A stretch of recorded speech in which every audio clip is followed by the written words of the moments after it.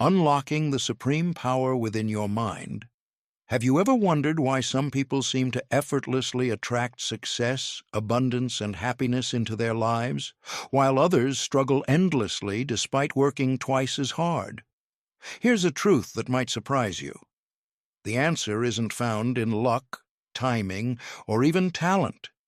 It lies in something far more profound, something invisible yet constantly active, working silently in the background of your existence. Your subconscious mind.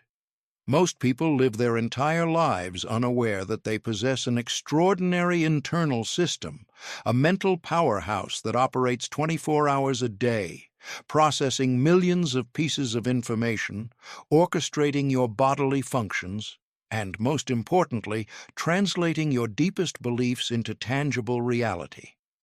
While you consciously think about what to eat for breakfast or which route to take to work, your subconscious is busy constructing your entire experience of life based on the blueprints you've unknowingly given it.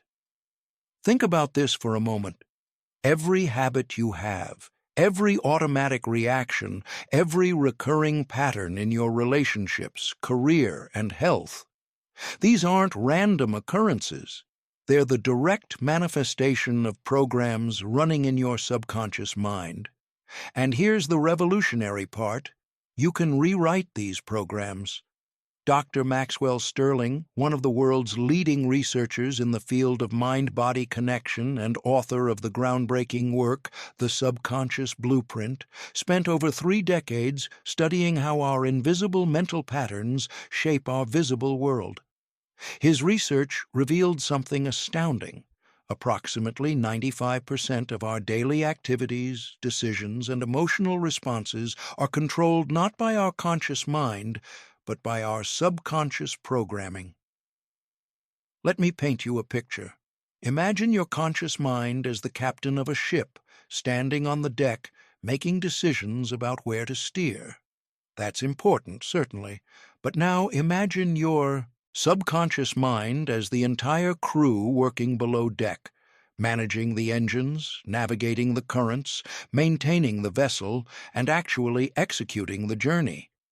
The captain can shout orders all day long, but if the crew below deck is working from an outdated map or broken equipment, the ship will never reach its intended destination. This is exactly what happens in most people's lives. They consciously desire wealth, but subconsciously harbor beliefs like money is hard to come by or rich people are selfish. They want loving relationships but carry subconscious wounds whispering, I'm not worthy of love, or everyone eventually leaves. They set ambitious goals but maintain subconscious narratives of I always fail or success isn't meant for people like me. The result? A constant internal conflict, a war between what you consciously want and what your subconscious believes you deserve. But here's where it gets fascinating and hopeful. Your subconscious mind doesn't judge. It doesn't analyze whether your beliefs are true or false, helpful or harmful, outdated or current. It simply accepts whatever information you feed it and works tirelessly to make that information your reality. Think of your subconscious as the most fertile soil imaginable. It doesn't discriminate between the seeds of roses and the seeds of weeds. Whatever you plant, it will grow with equal dedication. Feed it thoughts of scarcity and watch scarcity bloom in your bank account. Plant seeds of self-doubt and witness confidence wither. But, and this is the game changer, fill it with beliefs of abundance, capability, and worthiness, and watch your entire external world begin to reflect these internal truths. The conscious mind is like a gardener who decides which seeds to plant. The subconscious is the soil that grows them without question. And most people? They're unknowingly planting weeds while wondering why their garden looks so barren. Let me share something that might shift your entire perspective. Your current life, right now, in this very moment, is a precise reflection of your subconscious programming. your income level, your relationship status, your health condition, your emotional baseline, the opportunities that come your way, even the people you attract. All of it is being orchestrated by the beliefs, fears, and patterns embedded in your subconscious mind. I know that might be hard to hear. It was certainly hard for me to accept when I first encountered this truth. But it's also the most liberating realization you can have, because if your subconscious created your current reality, that means you have the power to reprogram it and create a different one. Sarah Mitchell was a 34-year-old marketing executive in London who had achieved moderate success in her career, but felt perpetually stuck. No matter how hard she worked, she couldn't seem to break through to the next level. Her relationships followed a predictable pattern: initial excitement, followed by gradual disappointment. Her bank account hovered around the same number year after year, despite salary increases. "I felt like I was running on a treadmill," she told me during our first consultation. "Lots of motion, but no actual progress." When we began exploring her subconscious beliefs, we uncovered something remarkable. Sarah had grown up in a household where her father repeatedly said, "Don't get your hopes up too high. That way you won't be disappointed." Her mother, despite being talented, had abandoned her own dreams to be realistic. By age 7, Sarah's subconscious had internalized a powerful program. Playing it safe is wise. Big dreams lead to big disappointments. This wasn't something Sarah consciously believed or even remembered, but it was running her life like invisible puppet strings. Once we identified and reprogrammed these subconscious patterns using techniques I'll share with you throughout this journey, Sarah's life began to transform. Within 8 months, she had been promoted to creative director, started dating someone who genuinely celebrated her ambitions, and, most telling of all, her savings account had tripled. What changed? Not the external world, not her circumstances, not even her conscious goals, which had always been ambitious. What changed was her subconscious programming, and when that shifted, everything else followed. Now, let's dive deeper into understanding how this incredible system actually works. Your mind operates on 2 distinct levels, the conscious and the subconscious. Your conscious mind is analytical, rational, and intentional. It's the part of you reading these words right now, making decisions about what to have for dinner, planning tomorrow's schedule, solving problems through logic and reasoning. But your conscious mind, for all its importance, can only hold a tiny amount of information at any given moment. Researchers estimate around 7 pieces of information simultaneously. It's like the thin tip of an iceberg visible above water. Your subconscious mind, on the other hand, is the massive bulk of ice beneath the surface. It stores everything. Every experience you've ever had, every word you've ever heard, every emotion you've ever felt, every lesson you've ever learned, whether you consciously remember them or not.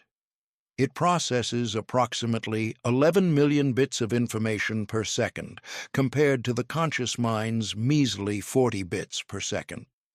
Even more importantly, your subconscious never stops working. While you sleep, while you daydream, while your conscious mind is occupied with other tasks, your subconscious is constantly active, running programs, maintaining your body's functions, processing emotions, and creating your moment-to-moment experience of reality. Here's what makes the subconscious so powerful.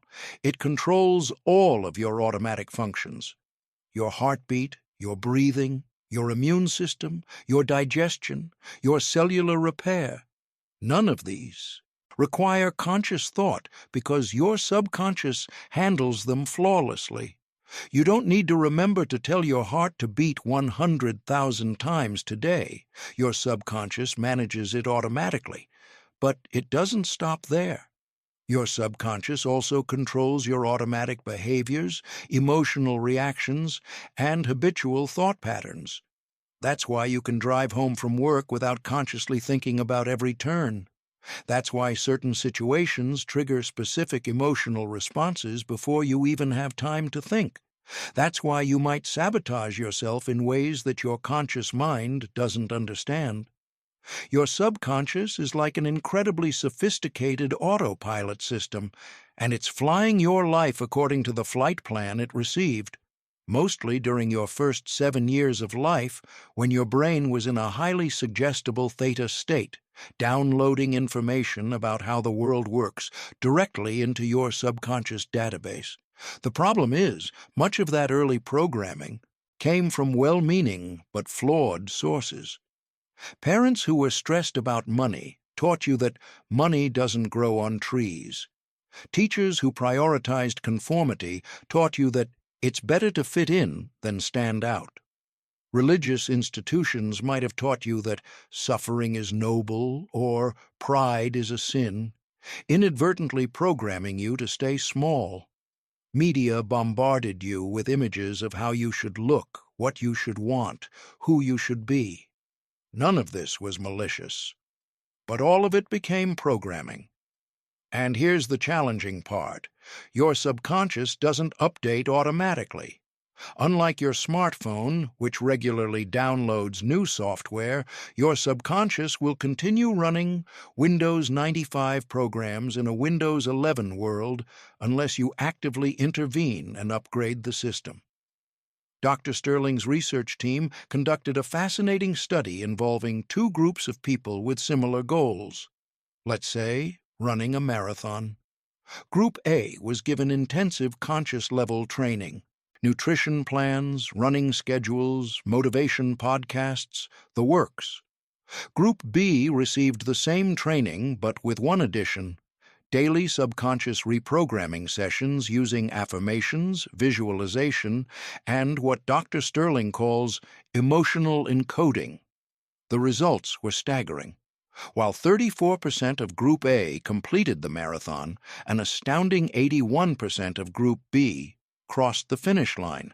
More importantly, Group B reported the journey feeling easier, more natural, and more enjoyable. They weren't just achieving the goal, they had become the type of person for whom that goal was inevitable. This is the difference between trying to change your life through willpower alone versus reprogramming your subconscious mind. Think about someone trying to lose weight. If their conscious mind wants to be thin, but their subconscious is programmed with beliefs like, "I've always been heavy, that's just who I am," or "food is my only comfort," or "my family is big-boned," what happens?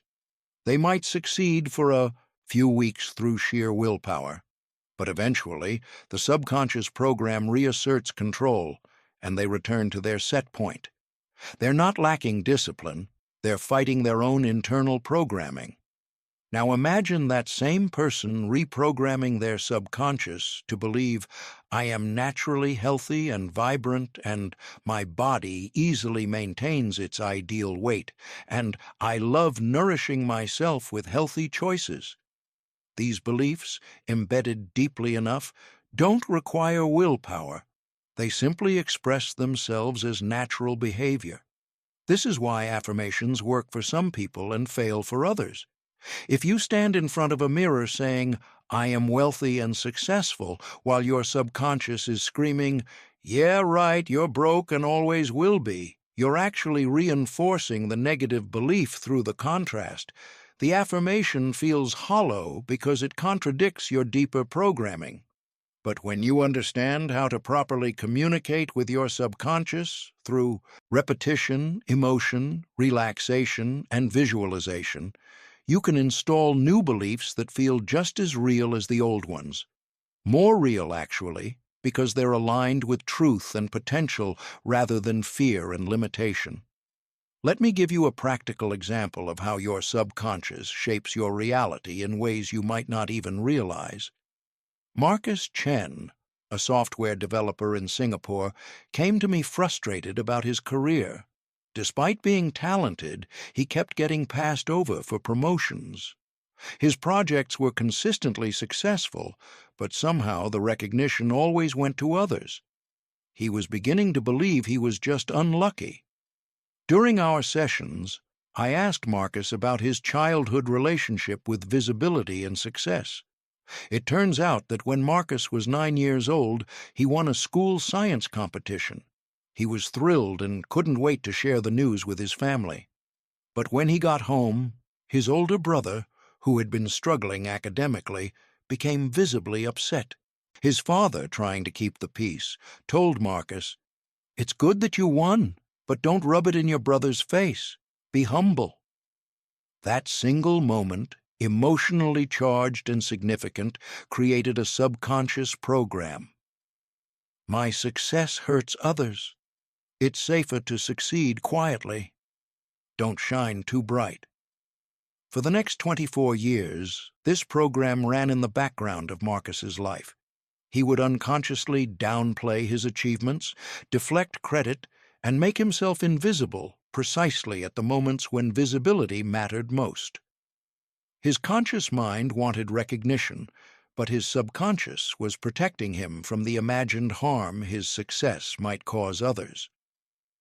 Once we identified and rewrote this program, installing new beliefs like "my success inspires others" and "the world becomes better when I share my gifts fully," Marcus's external reality began to shift.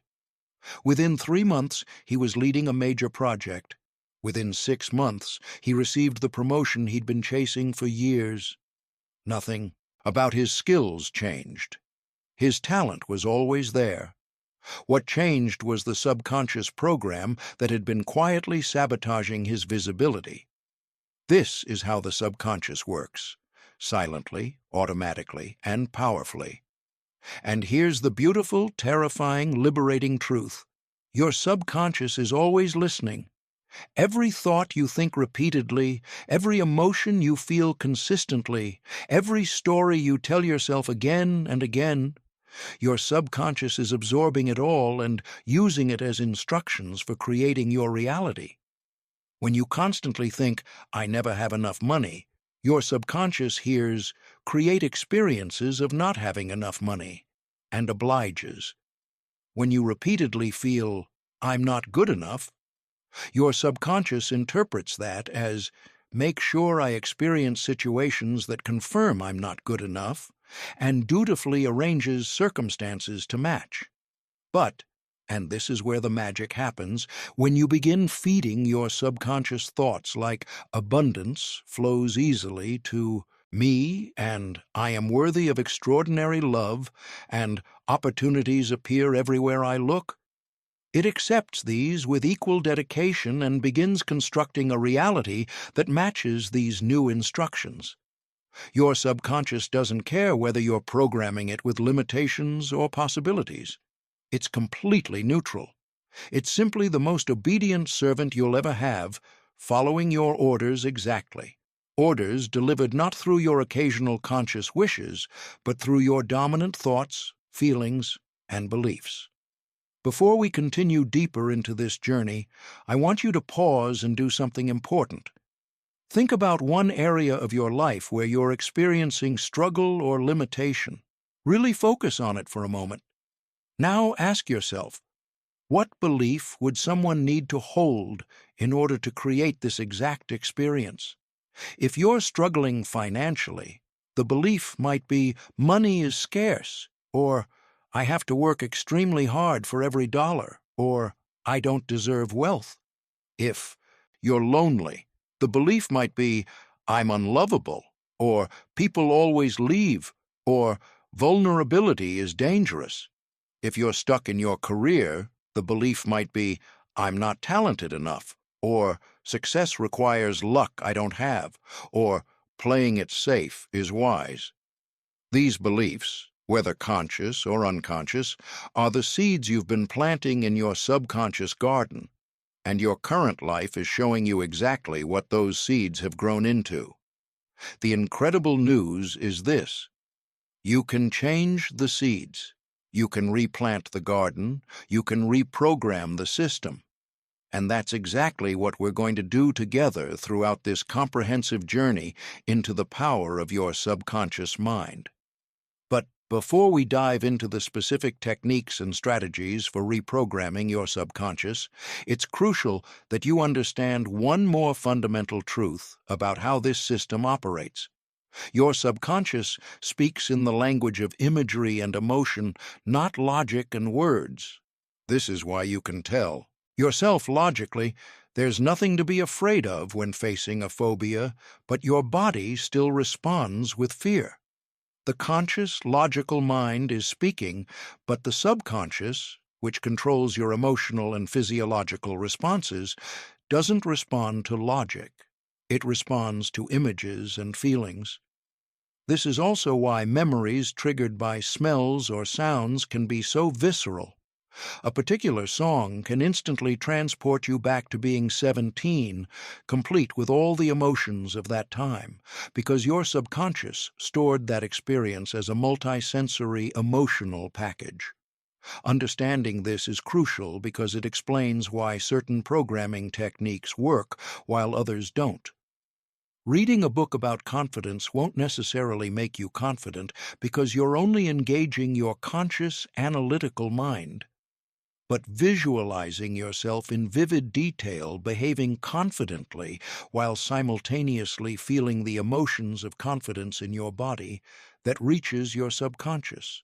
That creates change. Dr. Sterling discovered this through his work with Olympic athletes.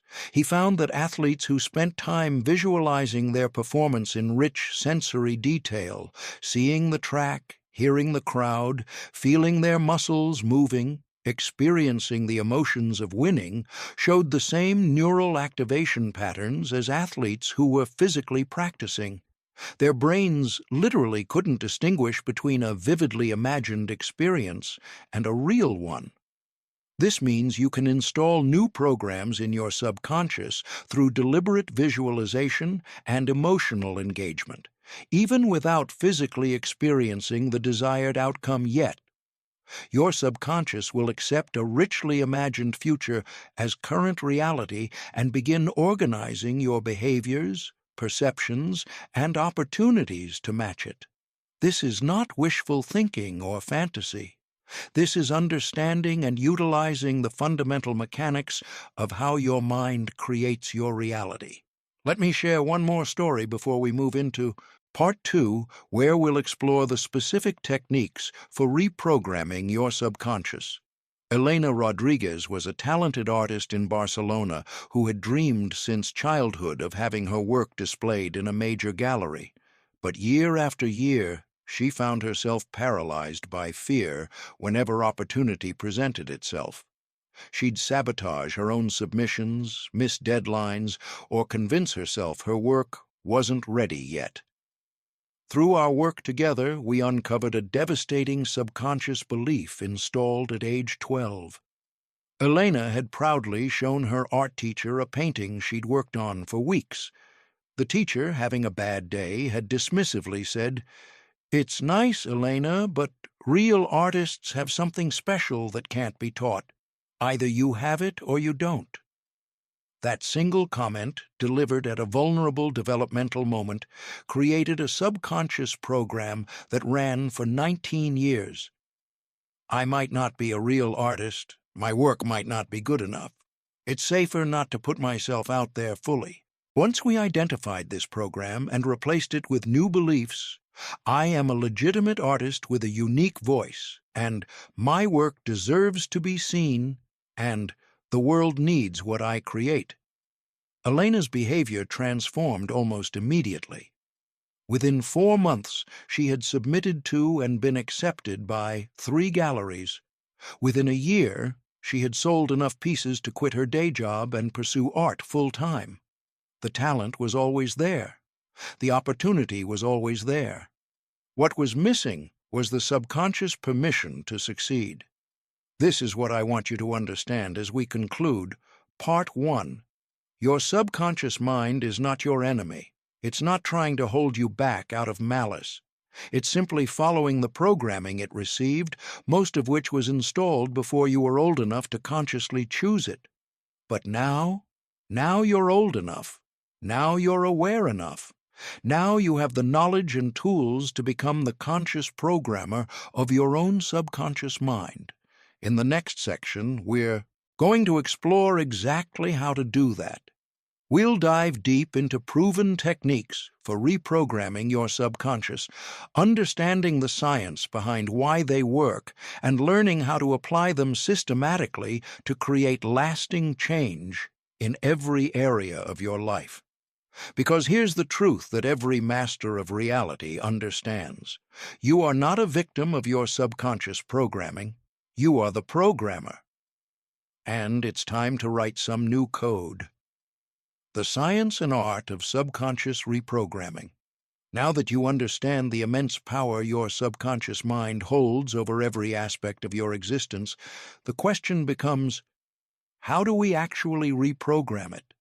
How do we overwrite decades of limiting beliefs, fearful conditioning, and self-sabotaging patterns with new, empowering instructions that align with the life we truly want to live?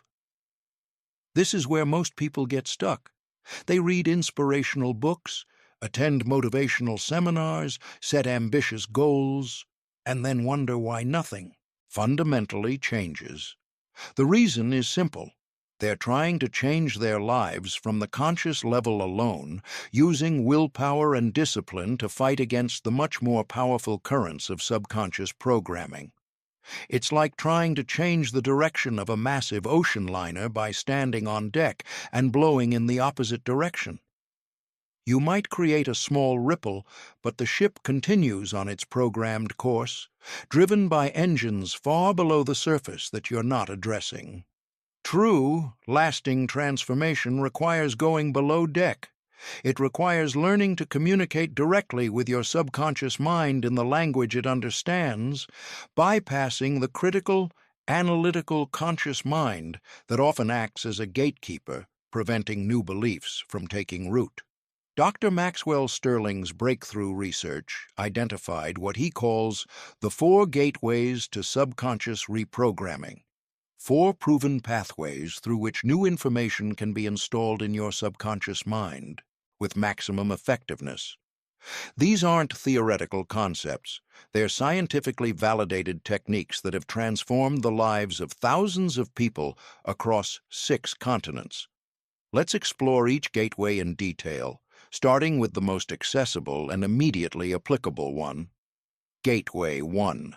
The power of repetition. Your subconscious mind learns through repetition. This is both the mechanism that installed your current limiting beliefs and the tool you'll use to install new empowering ones. Think about how you learned to tie your shoes, drive a car, or type on a keyboard. At first, each action required intense conscious focus, but through repetition, these skills became automatic. They moved from conscious effort to subconscious programming. Now you can tie your shoes while having a conversation, drive while thinking about your day, type while formulating your next thought. This same principle applies to beliefs and thought patterns. If you've spent 20 years thinking, "I'm not good with money," that thought has been repeated thousands of times.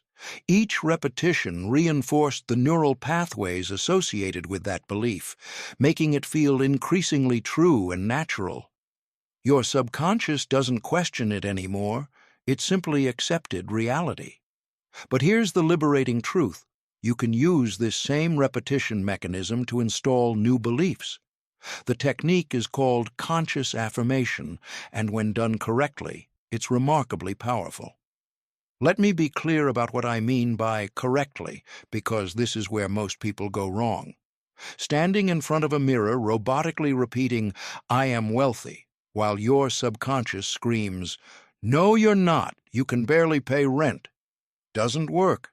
In fact, it can backfire, reinforcing the gap between your stated affirmation and your felt reality. Effective affirmation requires 3 critical elements. First, present tense and positive framing. Your subconscious doesn't understand time the way your conscious mind does. It only knows now. So your affirmations must be stated as current reality, not future hopes. I am, not I will be. I have, not I want to have. Additionally, your subconscious struggles with negation. If I tell you, don't think about a purple elephant, what immediately appears in your mind? A purple elephant, of course. Your brain has to conjure the image before it can attempt to negate it. So affirmations like, I am not afraid, actually reinforce the concept of fear. Instead, I am confident and courageous. Second, emotional engagement. This is the secret ingredient most people miss. Your subconscious responds far more powerfully to feelings than to words. When you speak your affirmation, you must simultaneously generate the emotional state associated with that affirmation being true. Jennifer Watson, a real estate agent in Melbourne, came to me after years of struggling to close high-value deals. She'd been using affirmations for months. I easily attract wealthy clients who are eager to work with me, but seeing no results. When I asked her how she felt while saying those words, she admitted, honestly, anxious and fake, like I'm lying to myself. We restructured her practice. Instead of mechanically repeating the words, Jennifer would first close her eyes and vividly imagine a specific scenario, meeting a high-value client, feeling genuinely confident and relaxed, having a natural conversation, sensing their trust and enthusiasm, and ultimately shaking hands on a deal. She'd hold that scene in her mind until she could actually feel the emotions, the quiet confidence, the genuine excitement, the sense of professional pride. Only then would she speak her affirmation, allowing the words to be carried by those authentic emotions rather than contradicted by underlying doubt.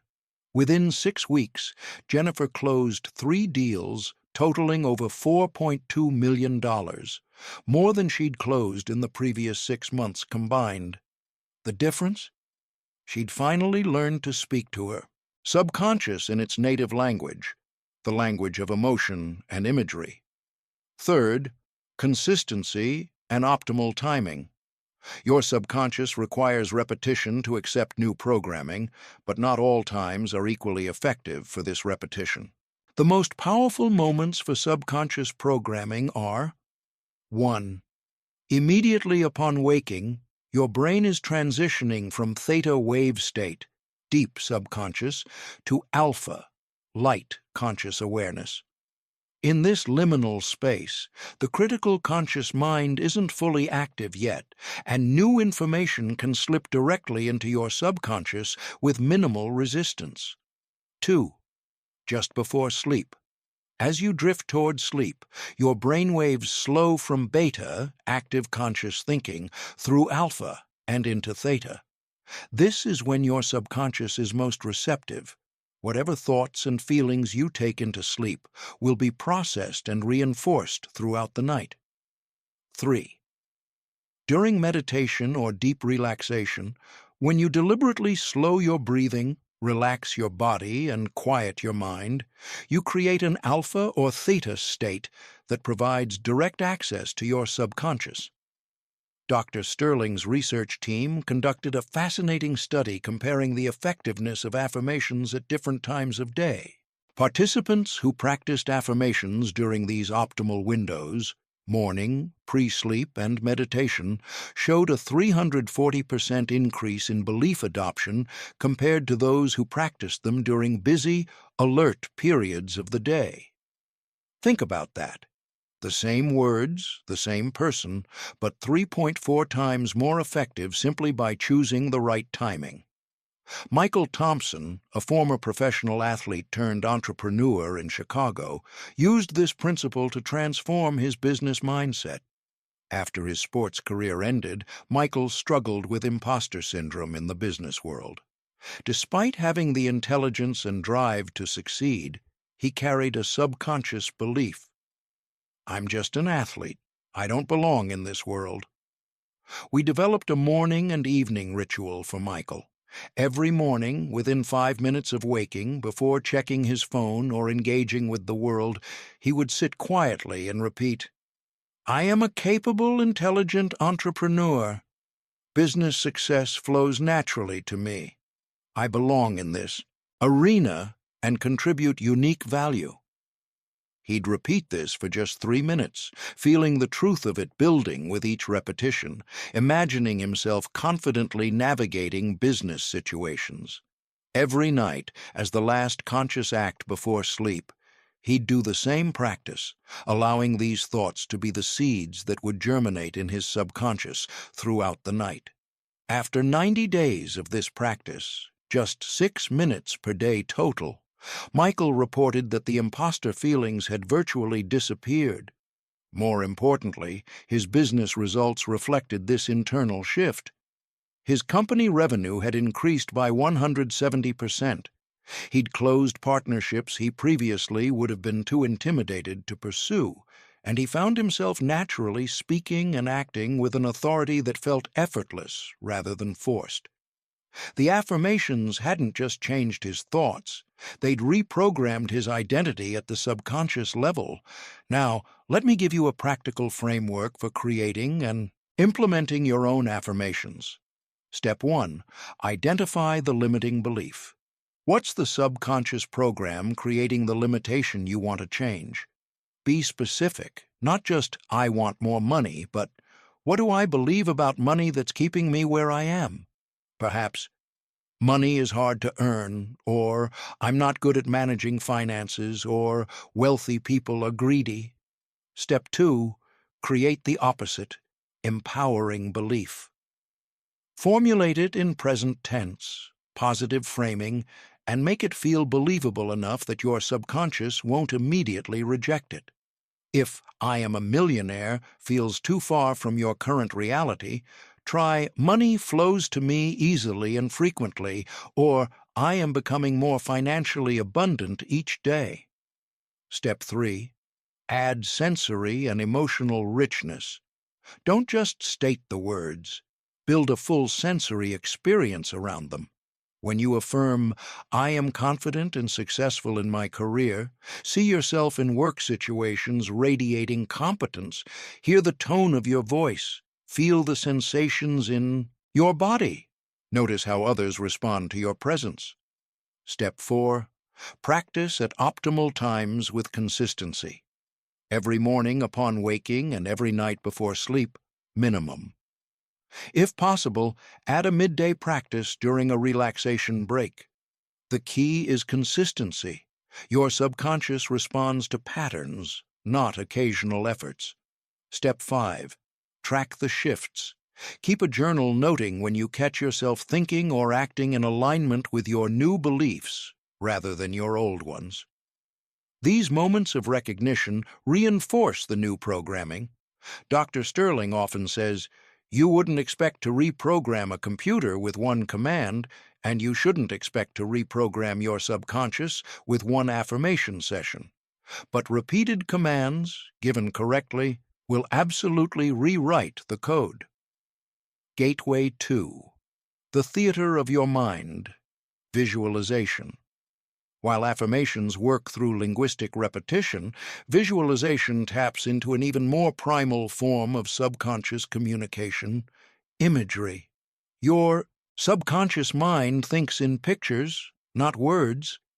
This is why a memory of an embarrassing moment from years ago can make you cringe physically right now. Your subconscious is replaying the mental movie and generating emotional and physiological responses as if it's happening in the present moment.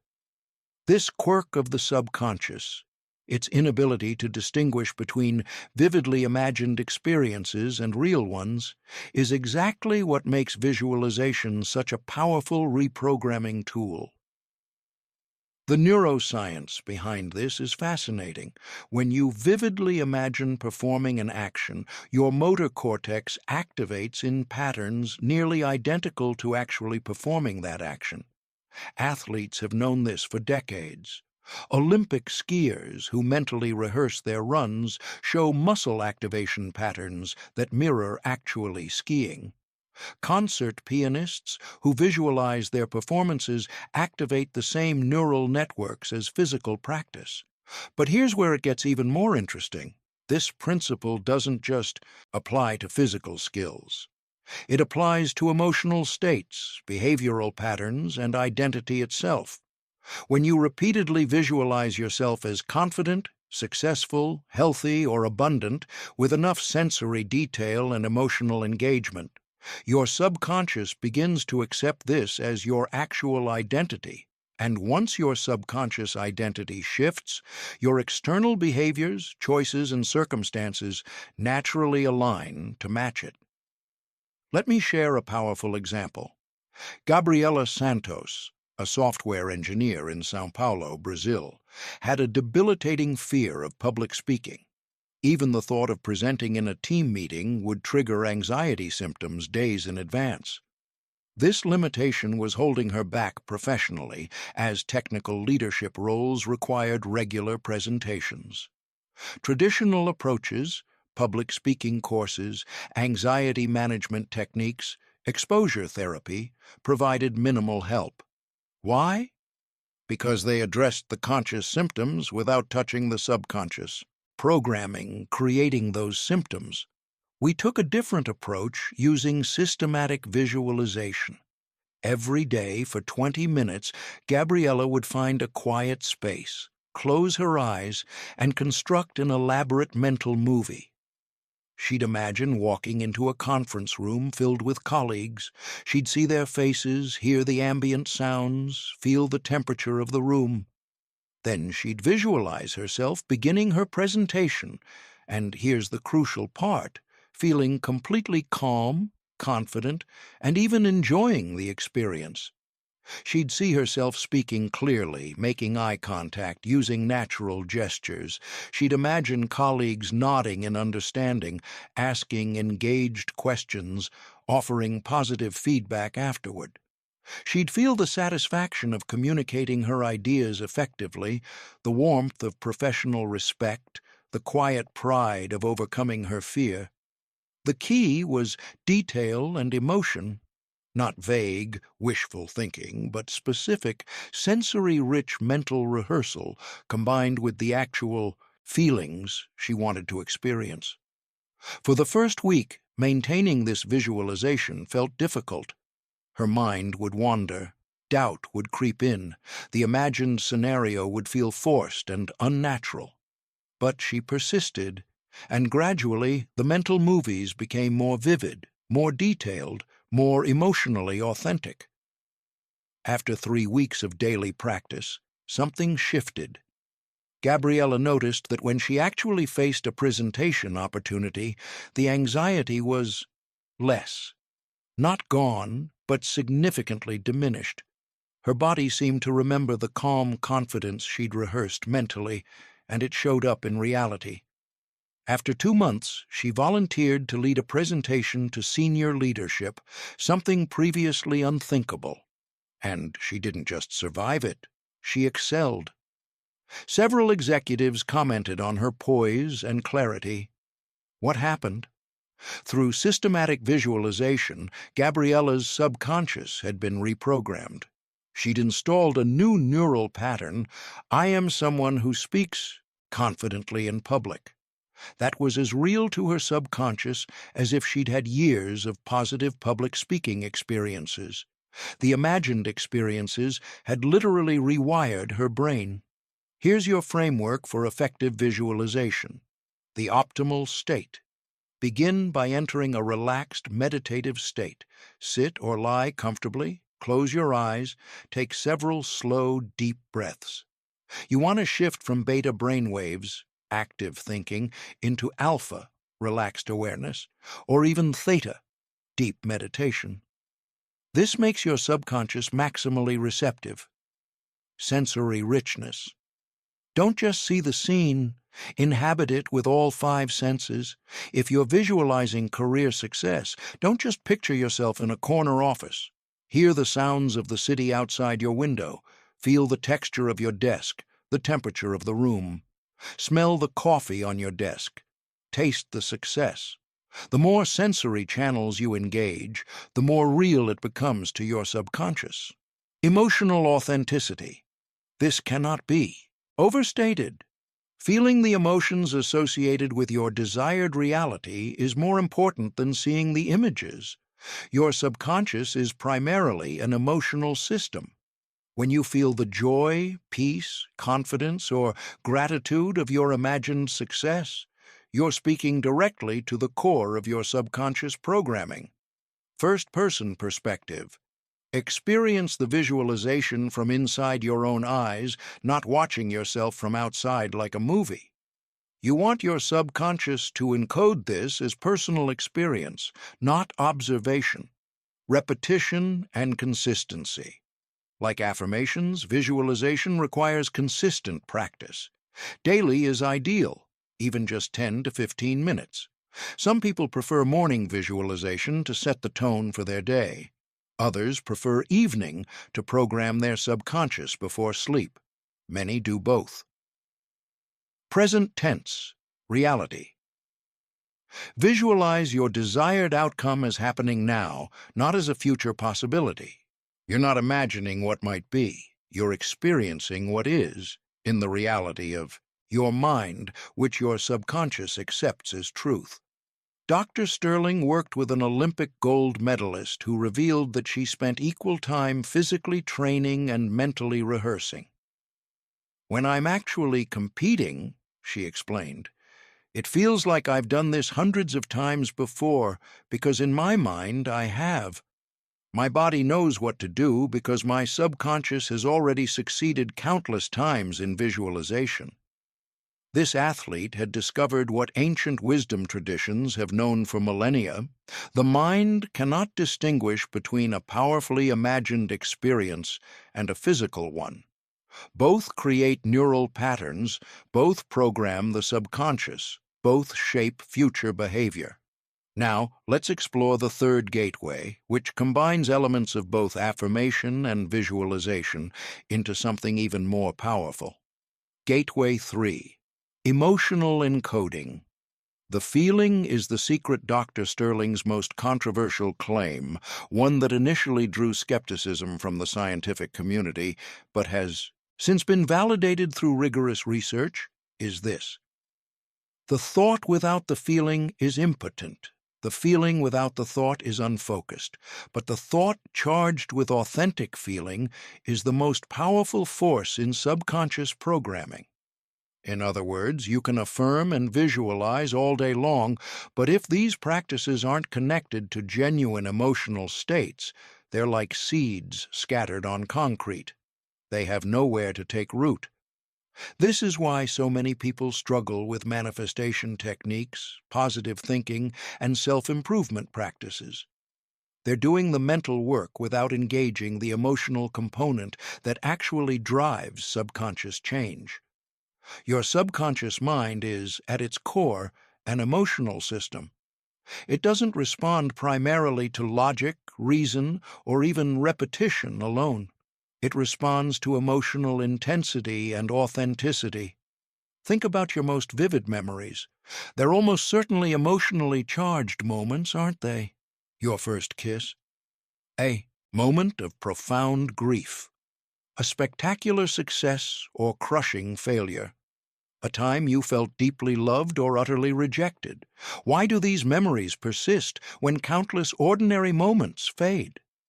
Because emotion is the glue that binds experience into your subconscious. High emotional intensity equals deep encoding. This means you can deliberately use emotion to encode new beliefs, bypassing years of repetition. Let me introduce you to the practice Dr. Sterling calls emotional encoding sessions.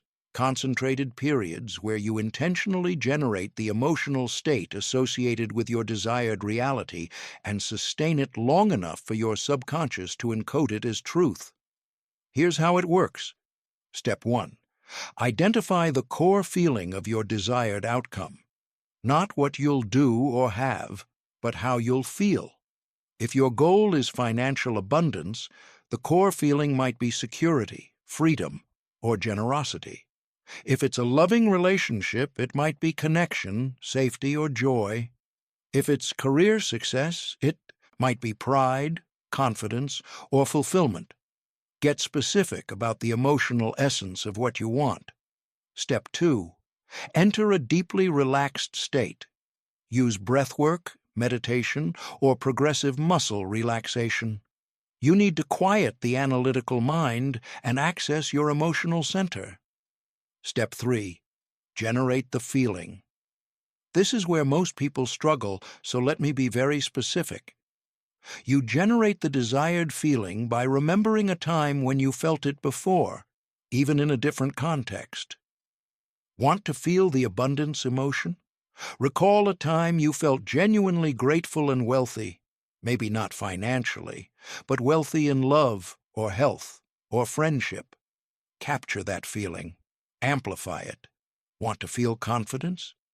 Remember a moment when you knew you were capable, when doubt was absent, when you felt powerful. Find that feeling in your body. Where do you feel it? Your chest, your spine, your breath? Intensify it. Step 4. Combine the feeling with your vision. Now, while holding this authentic emotional state, layer in the visualization of your desired outcome. See yourself living the reality you want, but filter it through the emotion you're feeling right now. This is the crucial synthesis. You're not trying to feel good about something you want. You're actually feeling the emotions of having it right now, in this moment, in your body. Step 5. Sustain and saturate. Stay in this combined state, vivid imagery plus authentic emotion, for as long as you can maintain it. Even just 5 to 10 minutes of sustained emotional encoding can be more powerful than weeks of half-hearted affirmations. Step 6. Close with gratitude. End the session by feeling genuine gratitude for the reality you've just experienced in your mind. Gratitude signals to your subconscious that this is already real, already received. I know this might sound abstract, so let me share a concrete example. David Kim, an architect in Seoul, was struggling to land a major commission that would establish his firm as a serious player in the industry. He'd been using affirmations and visualization for months with minimal results. His affirmations felt hollow. His visualizations felt like fantasy. Nothing was shifting. When we introduced emotional encoding, everything changed. Instead of visualizing the moment of getting the commission, which felt too distant and abstract, we went deeper. I asked David, "When you imagine your firm being recognized as a leader in innovative design, what's the core feeling you're after?" He thought for a moment. "Respect," he said, "and vindication, proof that my vision matters." "Okay," I said. "Tell me about a time in your life when you felt deeply respected for your vision. Doesn't have to be about architecture." David recalled his university thesis defense. His professors, after challenging his unconventional approach, had ultimately recognized its brilliance. He remembered the moment one professor said, "This is exceptional work, David. You're going to make a real impact." "That feeling," I said. "That's what we're working with." In his emotional encoding sessions, David would first recreate that thesis defense feeling, the warmth of recognition, the satisfaction of having his vision validated, the quiet pride of knowing he'd created something meaningful. He'd spend several minutes just generating and amplifying this emotional state until it filled his entire body. Then, while holding that feeling, he'd visualize his current situation, presenting to potential clients, seeing them respond with excitement to his designs, shaking hands on the contract. But he wasn't watching this like a hopeful movie. He was experiencing it while feeling the actual emotions of respect and vindication that he'd anchored from his university experience. This practice took just 15 minutes before bed each night. Within 2 weeks, David received an unexpected call from a previous client who wanted to recommend him for a major project. Within 6 weeks, he'd landed not one, but two significant commissions, including one from a client who'd initially rejected his proposal months earlier, but suddenly called back, saying they'd reconsidered and realized his approach was exactly what they needed. What changed? Not David's skills or portfolio, not the market conditions. What changed was his subconscious programming. By feeling the emotions of success, really feeling them, not just thinking about them, he'd installed a new identity at the subconscious level. I am someone whose vision is recognized and valued. And once that internal shift occurred, the external reality began to reorganize itself to match. This is the power of emotional encoding. It's not about forcing yourself to think positive or pretending you feel something you don't. It's about strategically accessing authentic emotions that already exist within you, perhaps in different contexts, and using them to program new beliefs and identities into your subconscious. Dr. Sterling puts it this way: your subconscious doesn't care whether the emotion is coming from a current external event or a deliberately cultivated internal state. Emotion is emotion, and emotion is the coding language of the subconscious. Now let's explore the fourth and final gateway, one that many people find the most immediately transformative. Gateway 4, the twilight state, hypnagogic programming. There's a brief window each day when your conscious mind's defenses are down and your subconscious is extraordinarily receptive to new programming. It occurs twice, as you're falling asleep and as you're waking up. This state is called the hypnagogic state, when falling asleep, and hypnopompic state, when waking.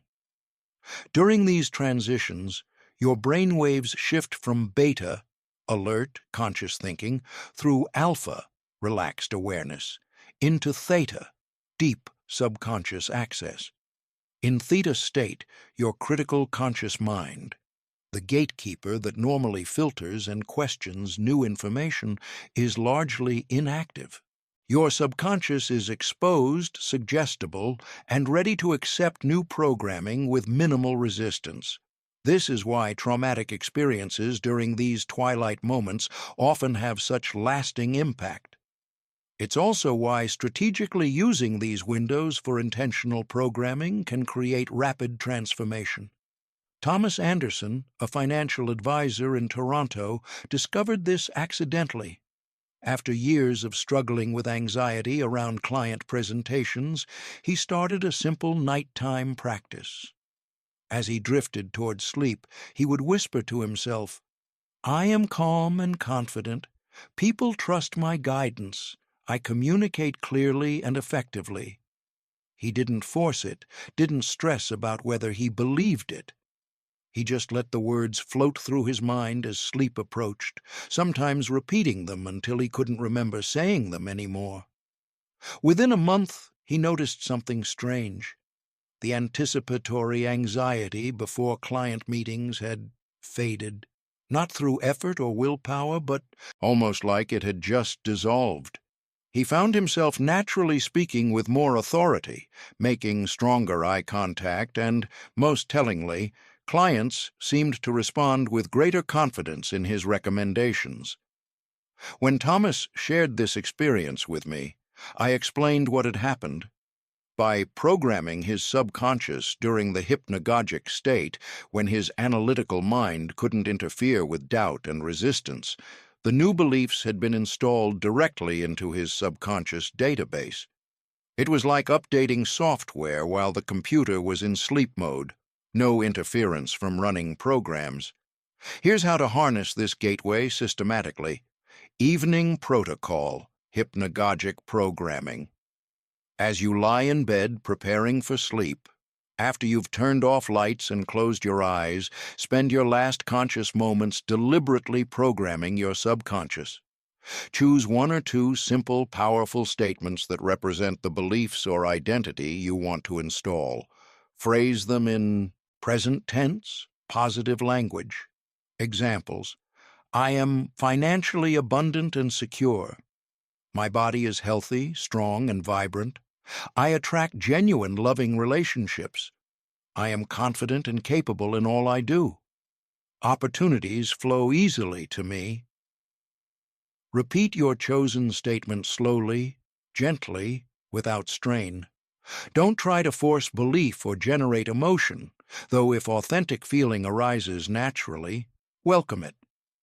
Simply let the words drift through your consciousness as you relax deeper and deeper toward sleep. The beauty of this practice is that you don't have to finish or reach a certain number of repetitions. Just continue until you fall asleep. Your last conscious thoughts will be these new programs, which your subconscious will process and integrate throughout the night. Morning protocol, hypnopompic programming. When you first wake up, before you open your eyes, before you reach for your phone, before you engage with the external world, spend those first conscious moments reinforcing your new programming. In that liminal space between sleep and wakefulness, when you're aware but not fully alert, repeat your affirmation or recall your visualization. Your subconscious is still highly accessible, your critical mind hasn't fully activated, and new information can slip in with minimal resistance. Many people find it helpful to keep a note card with their key affirmations on their nightstand so they can read it immediately upon waking while still in that suggestible state. Combined power. The real magic happens when you use the same programming in both evening and morning twilight states. You're essentially bookending your subconscious's processing time, planting seeds as you enter sleep, then watering them as you emerge from sleep. Dr. Sterling's research tracked participants who used twilight state programming exclusively. No daytime affirmations, no visualization sessions, no other techniques, just 2 to 3 minutes each morning and evening. In those suggestible states, the results were remarkable. After 30 days, 76% of participants reported noticeable shifts in their beliefs and behaviors related to their chosen affirmations. After 90 days, that number rose to 89%. More importantly, these shifts felt effortless. Participants didn't feel like they were trying to change or fighting against their old programming. The new beliefs simply emerged naturally, as if they'd always been there. Why? Because by programming the subconscious during its most receptive moments, they'd bypassed the usual resistance that comes from trying to convince yourself of something your subconscious doesn't believe.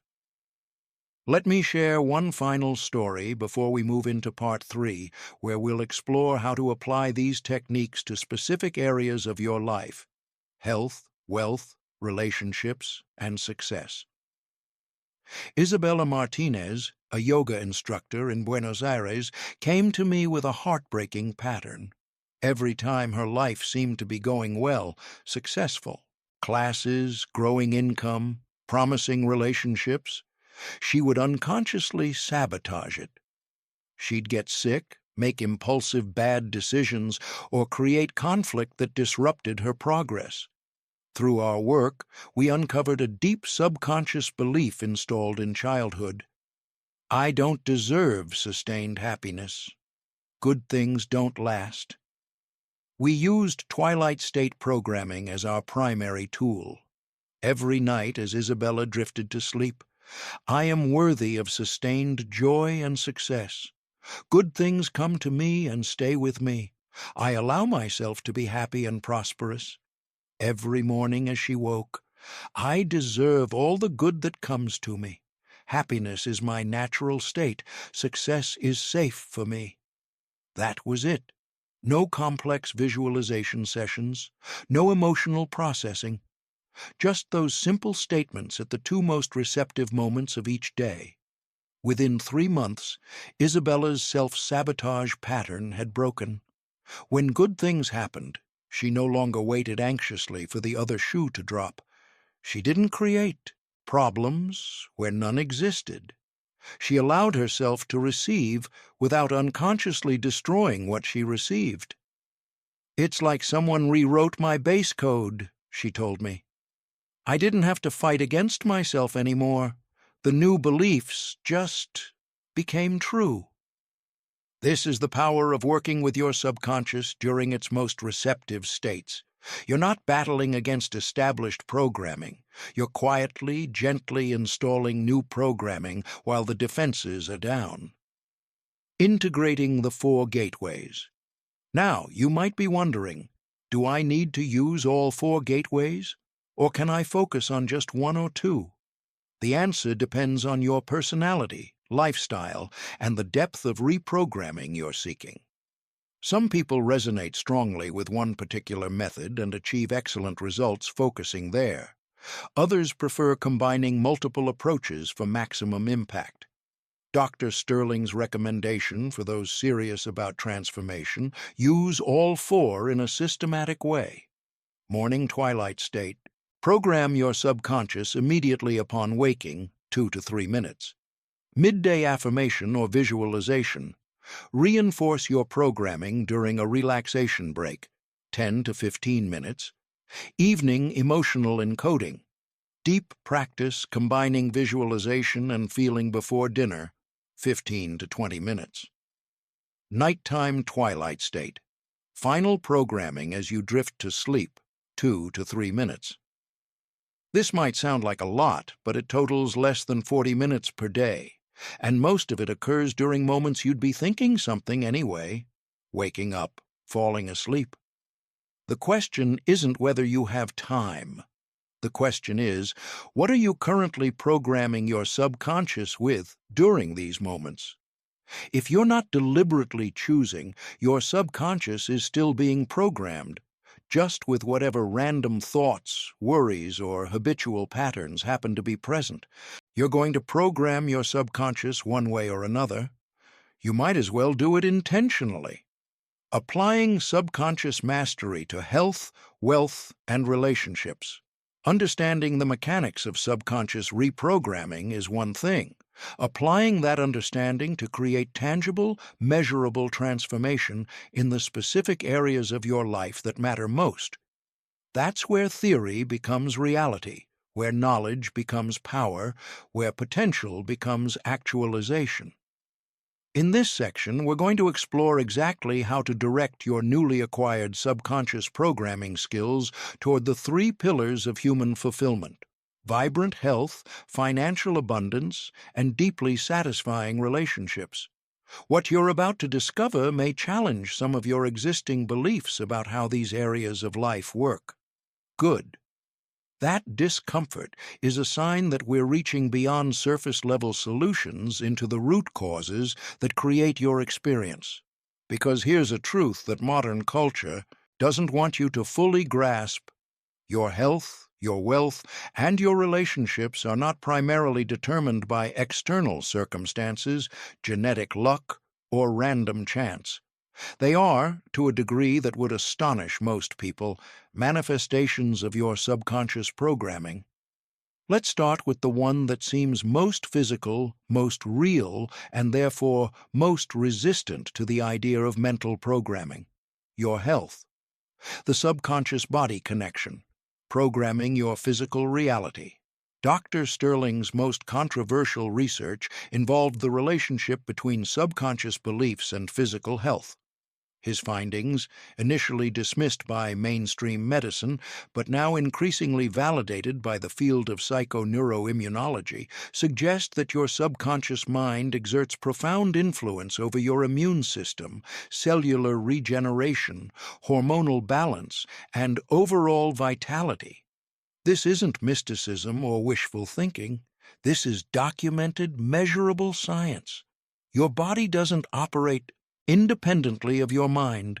Every thought you think, every belief you hold, every emotion you feel triggers a cascade of biochemical responses. Stress thoughts produce cortisol and adrenaline. Peaceful thoughts produce serotonin and oxytocin. Anxious thoughts suppress immune function. Confident thoughts enhance it. But here's what most people miss. These aren't just temporary responses to conscious thoughts. Your subconscious beliefs create chronic, ongoing patterns of biochemistry that literally shape your physical health over time. If your subconscious holds the belief, I'm weak, or I always get sick, or my family has bad genes, your body will respond by expressing these beliefs as physical reality. Your immune system will be suppressed. Your energy levels will remain low.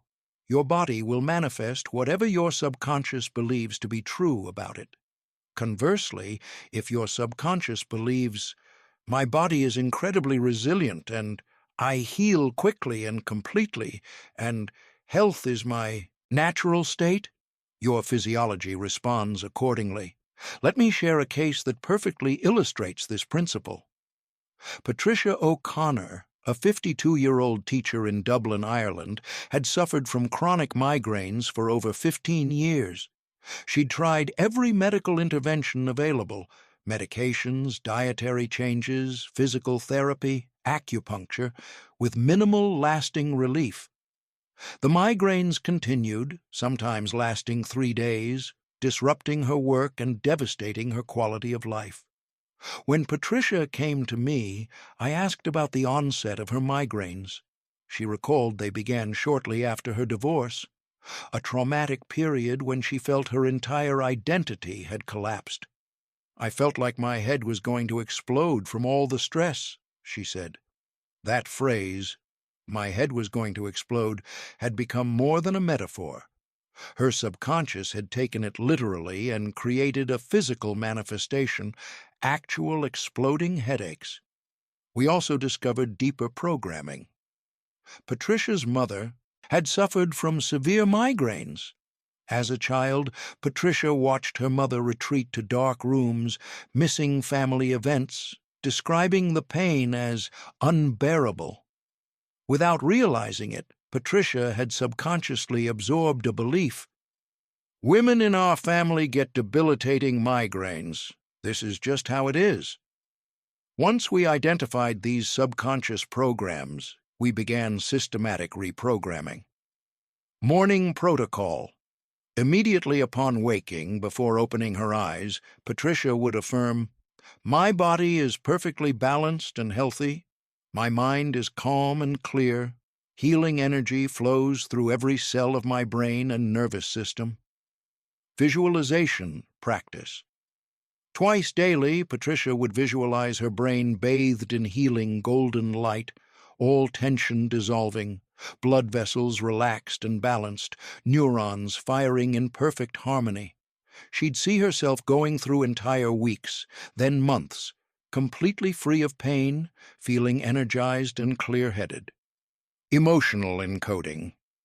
During these visualizations, Patricia would generate and amplify the feeling of relief, freedom, and vitality, emotions she'd experience being pain-free. She'd hold these feelings while repeatedly affirming, I am completely free from migraines. Perfect health is my natural state. Evening programming. As she drifted to sleep, my body knows how to be healthy. I release all old patterns of pain. I wake up refreshed and pain-free. Additionally, we worked on releasing the subconscious identification with her mother's pattern. Patricia would affirm, I honor my mother's experience, but I choose my own health reality. I am free to be healthy in ways my mother wasn't. My body creates its own healthy patterns. The transformation wasn't instant.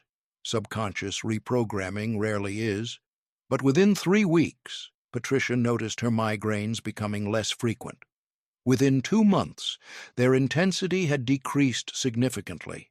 Within 6 months, she'd gone an entire 8-week period without a single migraine, something she hadn't experienced in 15 years.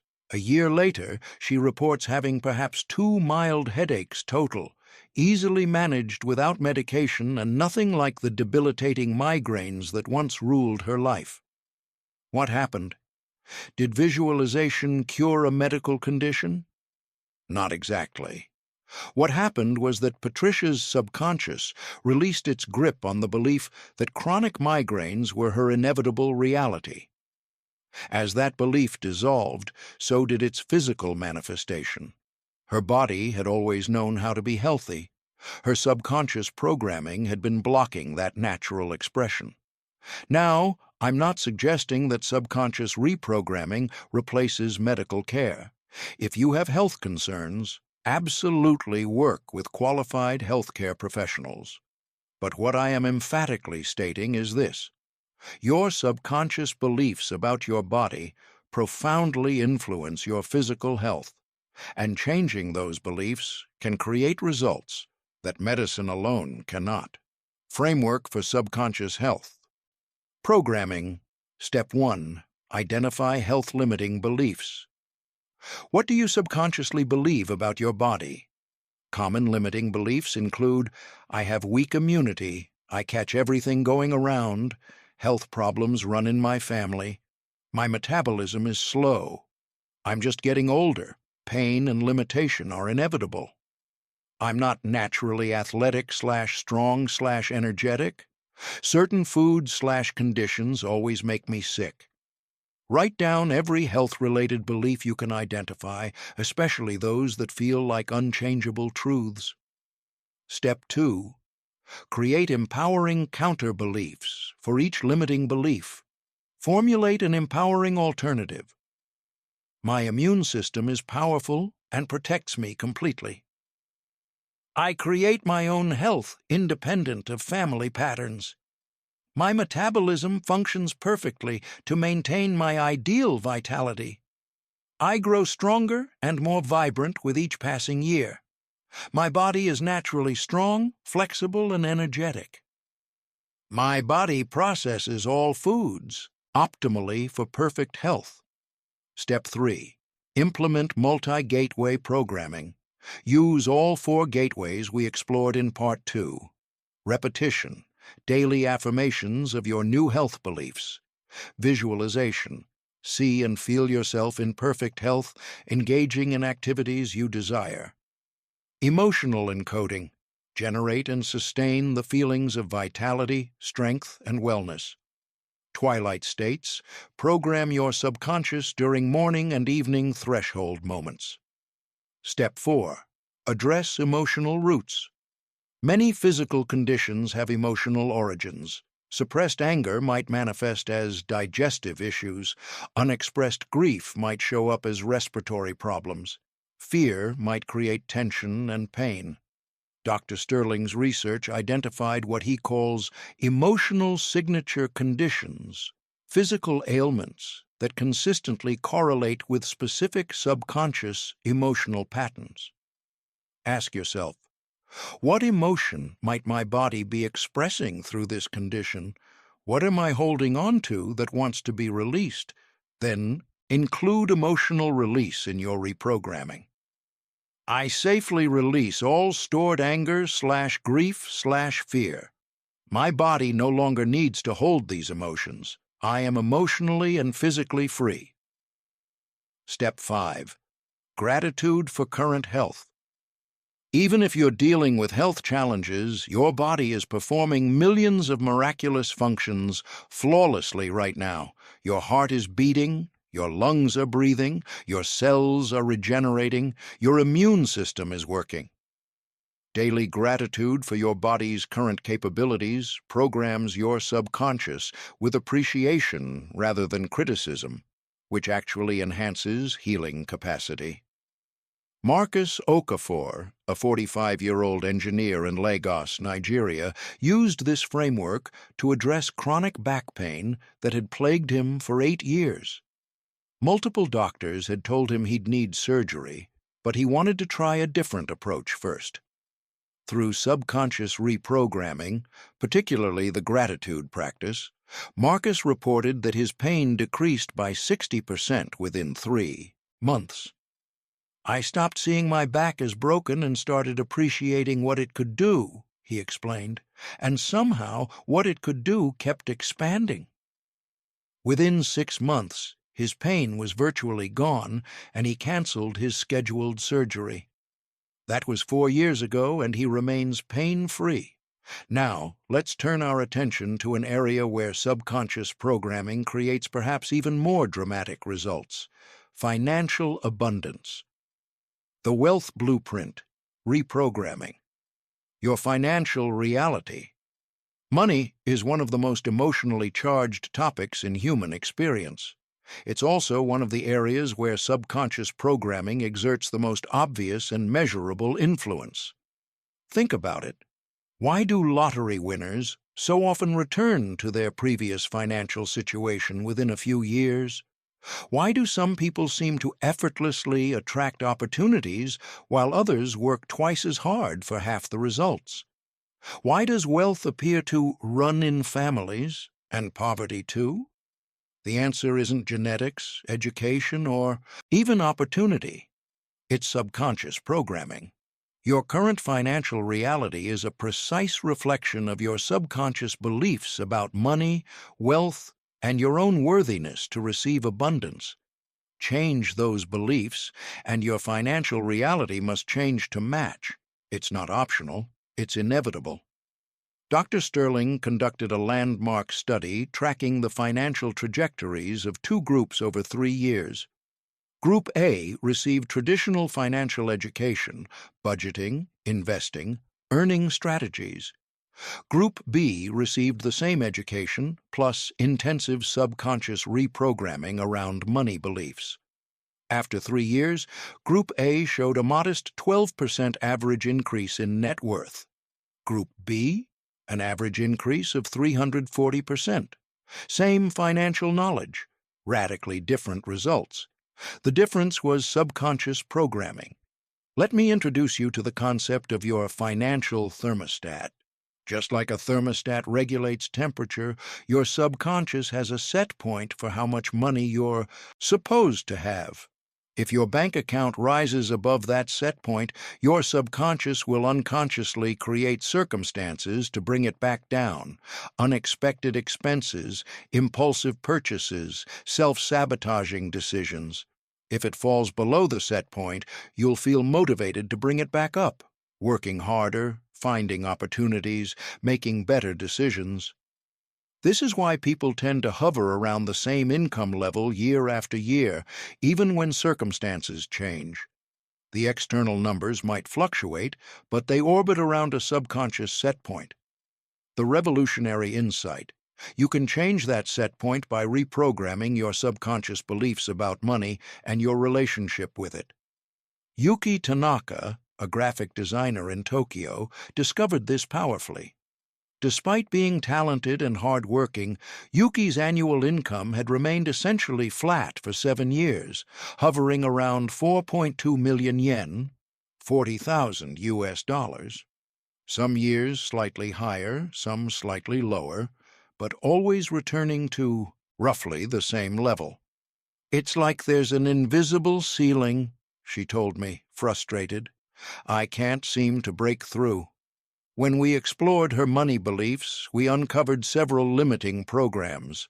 From her childhood: money creates conflict. Her parents had fought constantly about finances. From her culture: humility is virtue. Desiring wealth is greedy. From her own experience: I'm an artist. Artists aren't supposed to be rich. These beliefs weren't conscious philosophies Yuki actively endorsed. They were subconscious programs running in the background, quietly sabotaging any possibility of breaking through her financial set point. We began systematic reprogramming. Morning affirmations: money flows to me easily and abundantly. I am worthy of exceptional financial success. My creativity generates substantial wealth. Money and artistic integrity coexist beautifully in my life. Visualization practice. Yuki would spend 15 minutes daily visualizing herself receiving high-value client payments, seeing her bank balance grow, imagining herself confidently charging premium rates, and feeling the emotions of financial freedom and security. Critically, she would visualize not just having more money, but being the type of person for whom that level of wealth was normal and natural, upgrading her financial identity at the subconscious level. Money meditation. Each evening, Yuki would enter a meditative state and repeat, "I am grateful for the abundant flow of wealth in my life. Money is energy, and I attract it naturally. I create value, and value returns to me multiplied." Releasing old programs. We specifically addressed each limiting belief with its counter-program. Money creates opportunity and freedom, replacing money creates conflict. Desiring abundance allows me to contribute more, replacing desiring wealth is greedy. My art becomes more valuable as my worth increases, replacing artists aren't supposed to be rich. The results were remarkable. Within 4 months, Yuki had attracted 2 high-value clients at rates 60% higher than she'd previously charged. Within 8 months, she'd doubled her annual income. Within 18 months, she was earning 12 million yen annually, nearly triple her previous set point. More importantly, this wasn't temporary. 3 years later, her income continues to grow because her subconscious set point has permanently shifted. She's no longer the person who should earn 4.2 million yen. She's become someone for whom 12+ million yen feels normal, natural, and appropriate. Framework for financial abundance. Programming. Step 1. Uncover your money. Programming. Complete these sentences quickly without thinking. Rich people are. Money is. I don't deserve wealth because if I had a lot of money, I would. My family believes about money that. Your immediate, unfiltered responses reveal your subconscious money programming. Step 2. Identify your financial set point. Look at your financial history. What's the range you consistently orbit around? That's your current subconscious set point, the level where you feel normal. Now decide, what's your new set point? Be specific. Don't just say rich. Give your subconscious concrete parameters. My comfortable financial set point is X dollars in annual income and Y dollars in liquid assets. Step 3. Embody the new financial identity.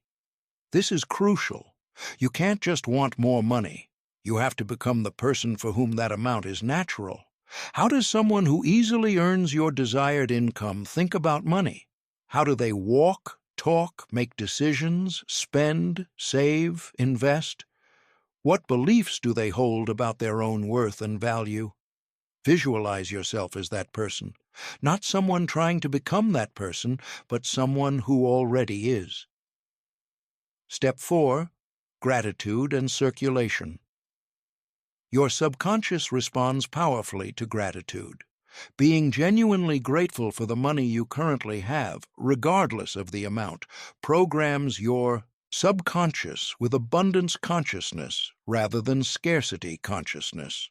Additionally, Dr. Sterling's research revealed that people who regularly circulate money, giving, tipping generously, investing, spending on meaningful things, condition their subconscious to see money as flowing rather than scarce. This actually attracts more money. It's counterintuitive. Spending money, wisely and generously, can increase your wealth by programming your subconscious with abundance mentality. Step 5. Release guilt and worthiness blocks.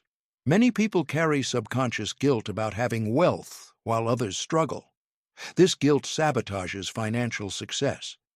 Program your subconscious with, "My wealth allows me to contribute more to the world. My abundance creates opportunities for others. I am worthy of financial success and use it for good." Step 6. Twilight state. Money programming. Your most powerful financial programming happens in those threshold moments. Evening. I am financially abundant. Money flows to me easily from multiple sources. I am worthy of exceptional wealth. Morning. today brings new opportunities for income and abundance, I recognize and act on wealth-building opportunities naturally. Ahmed Hassan, a restaurateur in Cairo, Egypt, used this framework to transform his struggling business. Despite working 80-hour weeks, his restaurant barely broke even month after month. When we examined his subconscious programming, we found deep-seated beliefs. Business is a constant struggle, learned from his father's experience, and if something comes easily, it's not real success. Cultural programming about the virtue of suffering.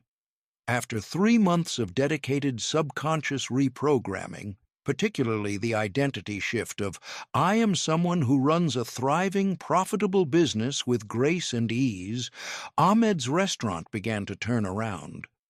Not through different strategies or harder work, but through different decisions, better timing, and somehow attracting more ideal customers. Within a year, his revenue had increased 240%, and he'd opened a second location. It's the strangest thing, he told me.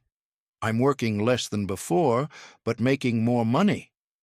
Opportunities just appear now. That's not strange. That's subconscious programming working exactly as designed. Now let's explore the area where subconscious programming might be most intimate and most powerful: relationships. The relationship mirror, attracting and creating love. Every relationship in your life, romantic, familial, professional, social, is a reflection of your subconscious beliefs about yourself, about others, about what you deserve, and about what's possible. This is why people often find themselves in similar relationship patterns repeatedly. Different partners, same problems, different jobs, same conflicts, different friendships, same disappointments. It's not bad luck. It's subconscious programming attracting and creating experiences that match your deepest beliefs. Dr. Sterling's relationship research revealed a stunning pattern. People don't attract what they consciously want. They attract what they subconsciously believe they deserve, and what feels familiar to their subconscious, even when that familiar pattern is painful. A woman who consciously wants a stable, loving partner, but subconsciously believes, I always end up alone, or love never lasts, will unconsciously select partners who confirm those beliefs or sabotage relationships that challenge them. A man who wants respect and appreciation but subconsciously feels, I'm not good enough, will attract people who criticize and diminish him, because that matches his internal programming. The relationship you have with others will never consistently exceed the relationship you have with yourself at the subconscious level. Let me share a profound example. Nina Kowalski, a 38-year-old veterinarian in Warsaw, Poland, had a heartbreaking pattern. She'd been in 5 significant relationships, each lasting 2 to 3 years. Each began with intense connection and promise. Each ended with her partner eventually leaving for someone else. I must be fundamentally unlovable, Nina concluded. There's something wrong with me that makes people leave. When we explored her subconscious programming, we traced its origin to a defining childhood experience. Nina's father had left the family when she was 6 years old. He'd promised to visit regularly, but slowly disappeared from her life. The last time she saw him, he said, I'll always love you, but I can't be here. That experience, combined with the subsequent pain, had installed a devastating subconscious program. People I love will eventually leave. I'm not worth staying for. Love is temporary. For 32 years, this program had been running in the background, invisible to Nina's conscious awareness, but powerfully shaping her relationships. Her subconscious would unconsciously select partners who were likely to leave, emotionally, unavailable, non-committal, already ambivalent. And in subtle ways, she would behave in patterns that pushed them away, all to confirm the familiar belief that people leave. This wasn't conscious self-sabotage. Nina desperately wanted lasting love, but her subconscious was following its programming, creating familiar pain because familiar, even when painful, feels safer than unknown. Our reprogramming work was intensive and multi-layered. Releasing the childhood program. My father's leaving was about his limitations, not my worth. I released the belief that love means abandonment. I am worthy of lasting, committed love. Building new identity. I am someone who creates and maintains deep, lasting love. Relationships with me are nourishing and enduring. I attract partners who cherish and commit to me. Visualization. Practice. Nina would visualize herself in a long-term, deeply committed relationship, not focusing on a specific person, but on the feelings, security, being cherished, celebrating anniversaries, growing old together. She'd generate the emotions of being deeply loved and completely secure in that love. Self-worth. Programming. I am worthy of complete, faithful, lasting love. I deserve a partner who chooses me every day. Love stays with me. Morning and evening affirmations. Consistent twilight state programming. I am loved deeply and permanently. My relationships reflect my worth and value. I create lasting bonds. The transformation wasn't instant. Subconscious programs established over 30 years don't dissolve overnight, but within 6 months, Nina reported a significant internal shift. I no longer feel desperate or anxious about relationships, she shared. There's a quiet certainty that the right person will come and stay. 8 months after beginning this work, Nina met Tomasz. Their relationship developed differently from her previous patterns, slower, steadier, built on mutual respect rather than intense chemistry alone. 2 years later, they're engaged. For the first time, Nina told me recently, I'm not waiting for him to leave. I'm not testing him or looking for signs he's losing interest. I just trust that this is real and lasting, because I've become someone who believes she deserves that. Framework for relationship programming. Step 1. Identify relationship patterns. What recurring themes appear in your relationships? Do people leave you, disrespect you, take advantage of you, fail to appreciate you, become distant over time, criticize or diminish you? These patterns reveal your subconscious relationship programming. Step 2. Trace to origin. When did you first experience or witness this pattern? Often, relationship programming comes from parental relationships, modeling, early romantic experiences, childhood wounds, cultural messages, traumatic relational events. Understanding the origin helps you recognize it's not truth, it's programming. Step 3. Reprogram self-worth. All healthy relationships begin with healthy self-relationship. Your subconscious beliefs about your own worth determine what you'll accept and attract. Program, relentlessly. I am worthy of deep, genuine love. I deserve respect, appreciation, and commitment. I am valuable exactly as I am. Step 4. Visualize ideal relationship dynamics. Don't visualize a specific person, that's manipulation. Instead, visualize the qualities and dynamics. Being truly seen and appreciated, feeling safe to be vulnerable, experiencing mutual support, celebrating each other's growth, navigating conflicts with respect, feeling chosen and cherished. See yourself in these dynamics. Feel the emotions. Program your subconscious with what healthy relationship feels like. Step 5. Release familiar pain. Your subconscious finds comfort in familiar patterns, even painful ones. You must consciously release attachment to familiar suffering. I release the need for relationships to be difficult. I release the pattern of being hurt/abandoned/unappreciated. I am safe in healthy, loving connection. Step 6. Practice boundary setting. As your subconscious worth increases, you'll naturally begin setting boundaries that honor your value. Practice saying no to disrespect, inconsistency, or treatment beneath your worth. Each boundary you set programs your subconscious. I am valuable enough to require this standard.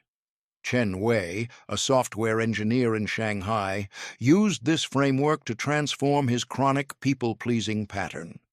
He'd spent his entire life prioritizing others' needs over his own, terrified of rejection if he ever said no. Through subconscious reprogramming, particularly around self-worth and boundaries, Chen began gradually asserting his preferences and limits. The first few times felt terrifying, he shared, but each time I set a boundary and people respected it rather than abandoning me, it rewrote my old program. Within a year, Chen's relationships had dramatically improved, not because others changed, but because he'd changed his subconscious programming about his own worth. The people who truly valued him respected his boundaries. Those who didn't gradually fell away, making room for healthier connections. Integration, the holistic approach. Here's what's crucial to understand.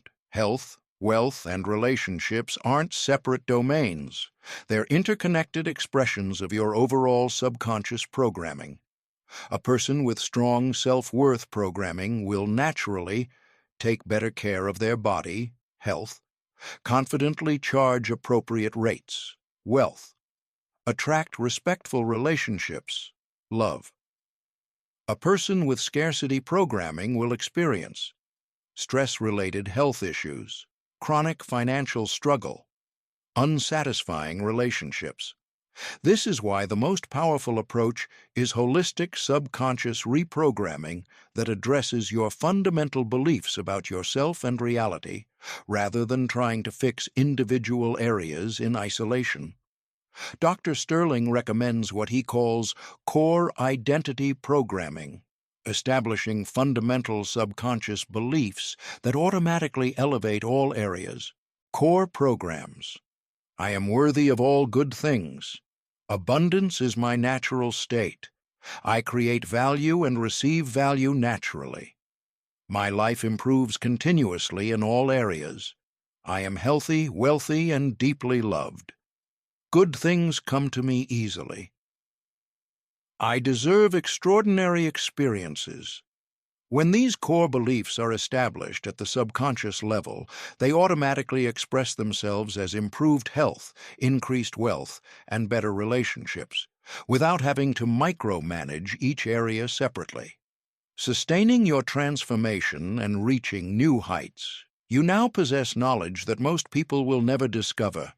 The precise mechanisms through which your subconscious mind creates your reality and the exact techniques to reprogram it for health, wealth, and fulfilling relationships.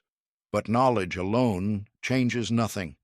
Information without implementation is merely entertainment.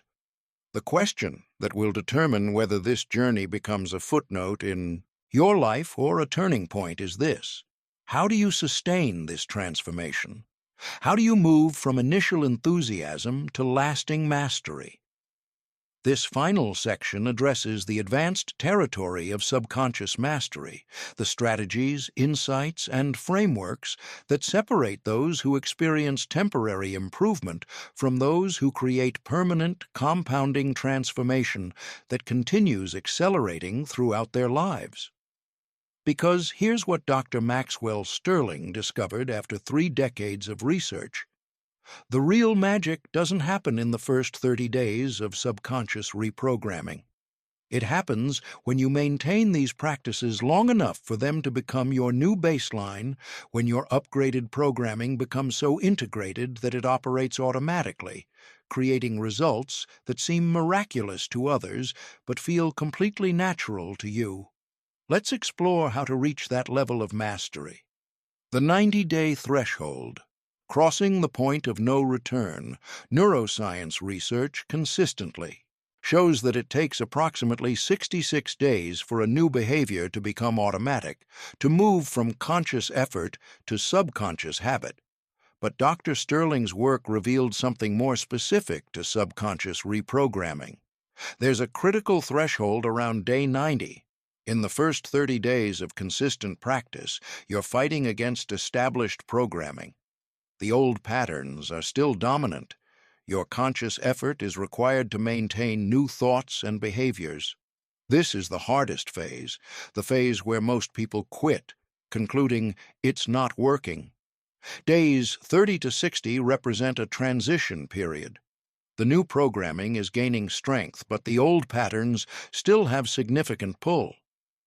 You'll experience wins and setbacks, moments of clarity, followed by old doubts. This is actually a sign of progress. The battle between old and new programming is becoming more evenly matched. But around day 90, something remarkable happens. The new programming reaches critical mass. It becomes stronger than the old patterns. What once required effort becomes increasingly effortless. The new beliefs start to feel true rather than aspirational. Dr. Sterling calls this the 90-day threshold, the point where transformation shifts from something you're doing to something you are. Let me share a compelling example. Robert Mensah, a financial analyst in Accra, Ghana, began intensive subconscious reprogramming focused on abundance and professional confidence. His goal was to transition from his salaried position to independent consulting, something he'd wanted for years but felt too risky. Days 1 to 30, Robert practiced his affirmations and visualizations daily, but honestly felt like he was playing pretend. His old fears about financial security remained strong. He applied to a few consulting opportunities half-heartedly, didn't get responses, and felt discouraged.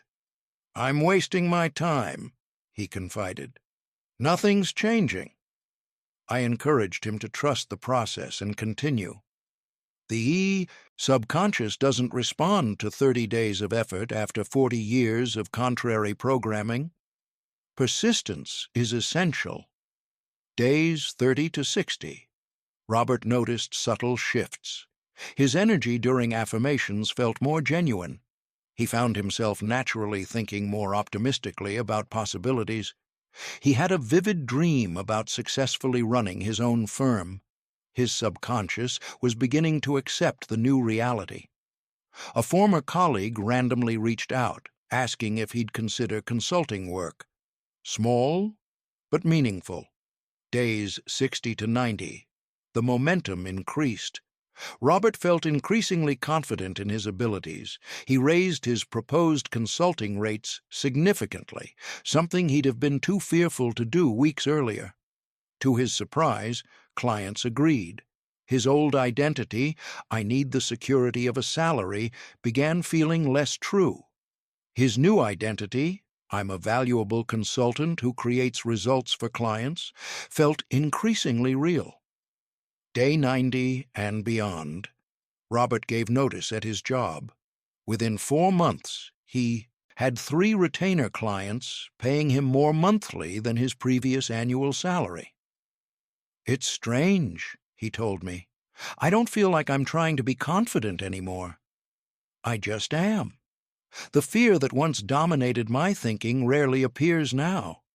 When it does, it feels like an old memory rather than present reality." That's the 90-day threshold in action. Robert's subconscious programming had genuinely shifted. The new beliefs had become his operating system. Your 90-day commitment. If you take away nothing else from this entire journey, take this.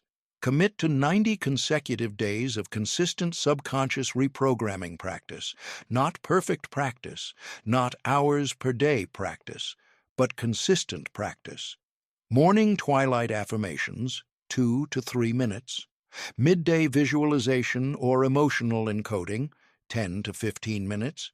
Evening twilight programming, 2 to 3 minutes. Total time investment, approximately 20 minutes per day, for 90 consecutive days. If you miss a day, start the count over. Why? Because Consistency is what signals to your subconscious that this is the new normal, not a temporary experiment. 90 days.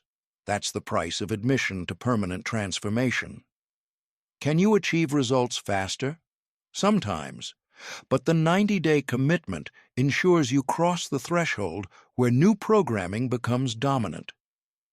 Advanced technique, the subconscious dialogue. Once you've established basic reprogramming practices, you can employ more sophisticated techniques. One of the most powerful is what Dr. Sterling calls subconscious dialogue, directly communicating with your subconscious to identify and resolve hidden resistance. This technique is based on the understanding that your subconscious isn't a mysterious black box. It's a part of you that can be accessed and communicated with, especially during relaxed, meditative states. Here's the protocol. Step 1. Enter deep relaxation. Find a quiet space. Sit or lie comfortably. Use progressive muscle relaxation or deep breathing to enter a calm, alpha wave state. You want to quiet the conscious mind enough to access deeper levels. Step 2. Acknowledge your subconscious. Internally, with respect and curiosity, address your subconscious directly.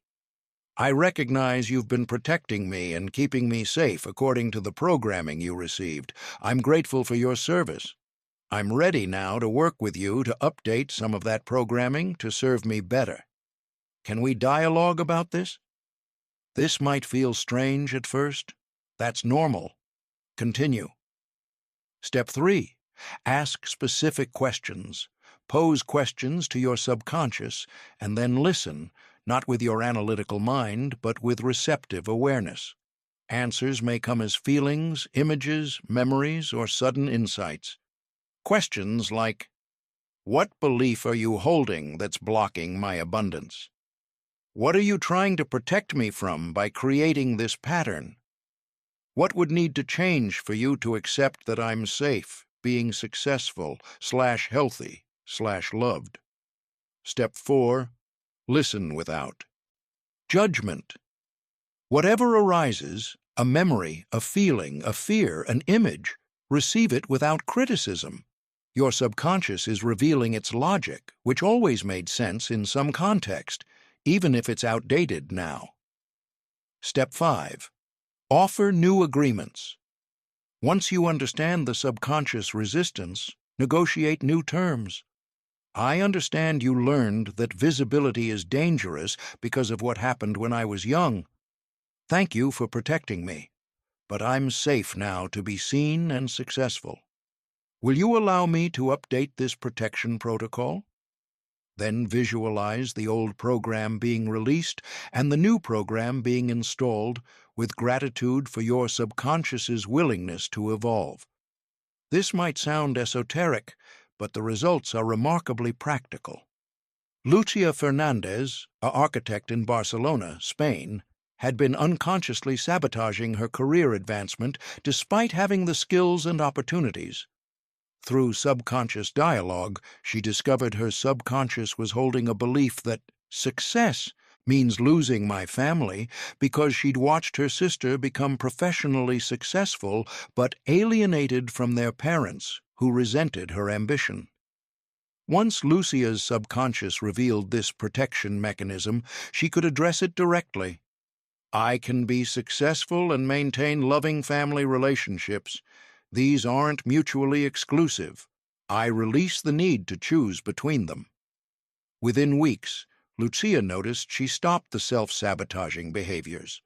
Within months, she'd been promoted to senior architect and, notably, her relationship with her family actually improved because she was more fulfilled and less resentful. The subconscious dialogue technique is particularly powerful for addressing stubborn patterns that resist standard reprogramming methods. Sometimes your subconscious needs to be heard and acknowledged before it will release its protective grip. The compound effect. Small gains, exponential results. One of the most important concepts for sustaining transformation is understanding the compound effect. When you first begin subconscious reprogramming, changes may seem subtle, perhaps imperceptible. This leads many people to quit, believing nothing's happening. But here's the truth about how real transformation works. It compounds. Imagine you improve your life by just 1% per day through subconscious reprogramming. Better thoughts, better decisions, better energy, better opportunities. Just 1% daily improvement. After 30 days, you're not 30% better. You're 35% better, because each day's 1% builds on the previous day's gains. After 90 days, you're not 90% better. You're 144% better. After 1 year, you're 3,778% better. This is the mathematics of compound growth. Small, consistent improvements don't add up, they multiply. Dr. Sterling tracked participants who maintained subconscious reprogramming practices for 1 full year. The changes in their lives at the 12-month mark were often unrecognizable from where they'd started, not because of dramatic single events, but because of thousands of small, compounding shifts in thought, belief, and behavior. Xavier Dubois, a restaurant manager in Paris, France, exemplifies this perfectly. His initial goal was modest: improve his confidence and reduce stress at work. Month 1, small improvements in mood, slightly better sleep. Month 3, noticeably more confident in managing staff, fewer stress headaches. Month 6, promoted to regional manager, relationship with partner deepening, started exercising regularly. Month 12, promoted again to operations director, engaged to his partner, completed a marathon, started a side business teaching hospitality management. "If you'd told me a year ago this would be my life, I'd have laughed," Xavier said. "Not because I didn't want it, but because I couldn't even imagine it was possible for me. My entire sense of what I'm capable of has completely transformed." That's the compound effect. Xavier didn't transform his life in one dramatic moment. He transformed his subconscious programming 1% at a time, and those micro-improvements compounded into a completely different reality. Sustaining the compound effect. The key to benefiting from compound growth is consistency over time.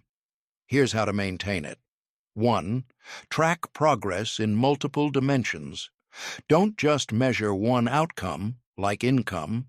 Track how you feel upon waking, your energy levels throughout the day, the quality of your thoughts, how you respond to challenges, opportunities that arise, relationships that improve. Physical health markers. Small improvements in multiple areas compound faster than large improvements in one area. 2. Celebrate micro wins. Each small shift, a more confident conversation, a clearer decision, a peaceful response to stress, is evidence of your subconscious reprogramming working. Celebrate these. Celebrating micro wins programs your subconscious with "this is working," which accelerates the process. 3. Don't pause for success. Many people make this mistake. They achieve their initial goal and stop practicing. Then they wonder why, 6 months later, they've regressed. Subconscious reprogramming isn't a temporary intervention. It's a lifelong practice. The most successful people aren't those who reprogram once. They're those who make it a permanent part of their daily routine, continuously upgrading their programming as they evolve. 4. Increase difficulty. Gradually. As your current goals become reality, set new, bigger ones. This keeps your subconscious engaged in growth rather than settling into maintenance mode. Remember, your subconscious will work just as hard to manifest a $100,000 goal as a $1 million goal. The only difference is what you've programmed it to believe is possible and appropriate for you. Navigating resistance and setbacks. Let's address something crucial that most self-improvement material ignores. Resistance and setbacks are not signs of failure. They're a natural part of deep transformation. When you begin reprogramming your subconscious, you're essentially declaring war on decades of established patterns. Those patterns won't surrender without a fight. You'll have days when the old programming reasserts itself powerfully. Days when you think, this isn't working, or who was I kidding? Days when you revert to old behaviors despite your best intentions. This is not failure. This is the expected turbulence of transformation. Dr. Sterling's research identified what he calls integration waves, predictable cycles of progress and resistance that occur during subconscious reprogramming. Week 1 to 2, excitement and novelty. Everything feels possible. Week 3 to 4, the enthusiasm crash. Old patterns reassert. Doubt creeps in. This is where most people quit. Week 5 to 8. If you persist through the crash, you enter stabilization. New patterns are strengthening but still fragile. Week 9 to 12. The breakthrough phase. New programming reaches sufficient strength to consistently override old patterns. Weeks 13 plus. Integration and mastery. New programming becomes your default operating system. Understanding this cycle is crucial because it prevents you from misinterpreting normal resistance as evidence that it's not working. When resistance arises, and it will, here's your protocol. 1. Recognize it as progress. The fact that your old programming is fighting back means your new programming is threatening it. That's good. It means change is happening. 2. Increase practice. Intensity temporarily. When resistance is high, double down on your practices. More affirmations, longer visualizations, more emotional encoding. This is when your consistency matters most. 3. Review your why. Reconnect with why you're doing this work. What pain are you moving away from? What vision are you moving toward? Emotional connection to your why fuels persistence through resistance. 4. Seek evidence of progress. Even during setbacks, there's usually evidence of progress if you look. A situation that would have devastated you before only bothered you for an hour. A fear that used to paralyze you only slowed you down briefly. These are wins, even if they don't feel dramatic. Aisha Patel, a physician in Mumbai, India, experienced severe resistance during week 4 of her reprogramming work around work-life balance. After making initial progress, she suddenly worked 3 consecutive 16-hour days, canceled plans with friends, and felt consumed by stress, exactly the pattern she was trying to change. "I've failed," she told me, defeated. "I'm back where I started." But we examined the details. Yes, she'd worked long hours, but for the first time she'd felt guilty about it rather than prideful. She'd noticed the pattern emerging and tried to correct it, even if unsuccessfully. She'd actually spoken up once about workload, unprecedented for her. She'd felt frustrated rather than resigned. These weren't failures, they were progress markers.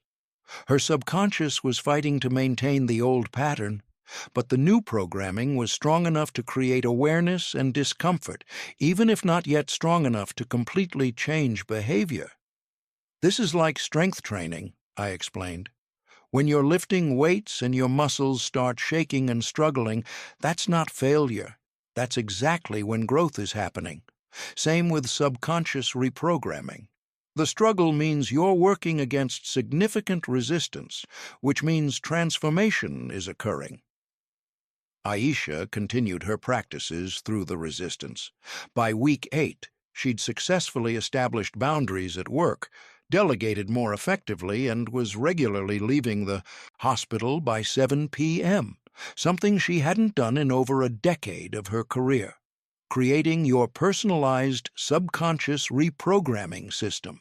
While I've provided frameworks and techniques throughout this journey, the most powerful approach is creating a personalized system tailored to your specific needs, personality, and lifestyle. Here's how to design your optimal system. Step 1. Identify your primary focus area. While holistic programming is ideal, starting with one primary focus creates momentum. Choose health and vitality, financial abundance, career/business success, relationships and love, confidence and self-worth, creativity and purpose. Step 2. Select your core techniques. From the 4 gateways, repetition, visualization, emotional encoding, twilight states, choose the 2 to 3 that resonate most strongly with you. You'll get better results from techniques you actually enjoy and will consistently practice. Step 3. Design your daily routine. Create a realistic daily practice that fits your life. Minimal commitment, 15 minutes total. Morning twilight affirmations, 3 minutes. Evening twilight programming, 3 minutes. Midday visualization, 10 minutes. Moderate commitment, 30 minutes total. Morning twilight plus affirmations, 5 minutes. Midday visualization, 15 minutes. Evening emotional encoding, 10 minutes. Nighttime twilight programming, 3 minutes. Intensive commitment, 60 minutes total. Morning protocol, meditation plus affirmations plus visualization, 20 minutes. Midday practice, emotional encoding session, 20 minutes. Evening review and gratitude, 10 minutes. Nighttime deep programming, 10 minutes. Choose based on what you'll actually maintain, not what sounds most impressive. 15 minutes daily that you do for 90 days beats 60 minutes daily that you quit after 2 weeks. Step 4. Create accountability and tracking. Design a simple tracking system. Could be a journal where you note daily practice completion, calendar where you mark each day you complete your protocol, a voice memo where you record weekly progress observations, an accountability partner who's doing similar work. The act of tracking reinforces to your subconscious that this matters and creates visible evidence of your commitment. Step 5. Schedule monthly reviews. Once per month, assess what shifted in your external reality, what shifted in your internal experience, which techniques are working best, what resistance or challenges emerged, what needs adjustment in your practice. This prevents you from continuing ineffective approaches and helps you double down on what's working. Step 6. Plan for evolution. As your programming takes hold and your initial goals become reality, your practice should evolve. Set calendar reminders to update your affirmations, visualizations, and goals every 90 days to keep your subconscious engaged in growth.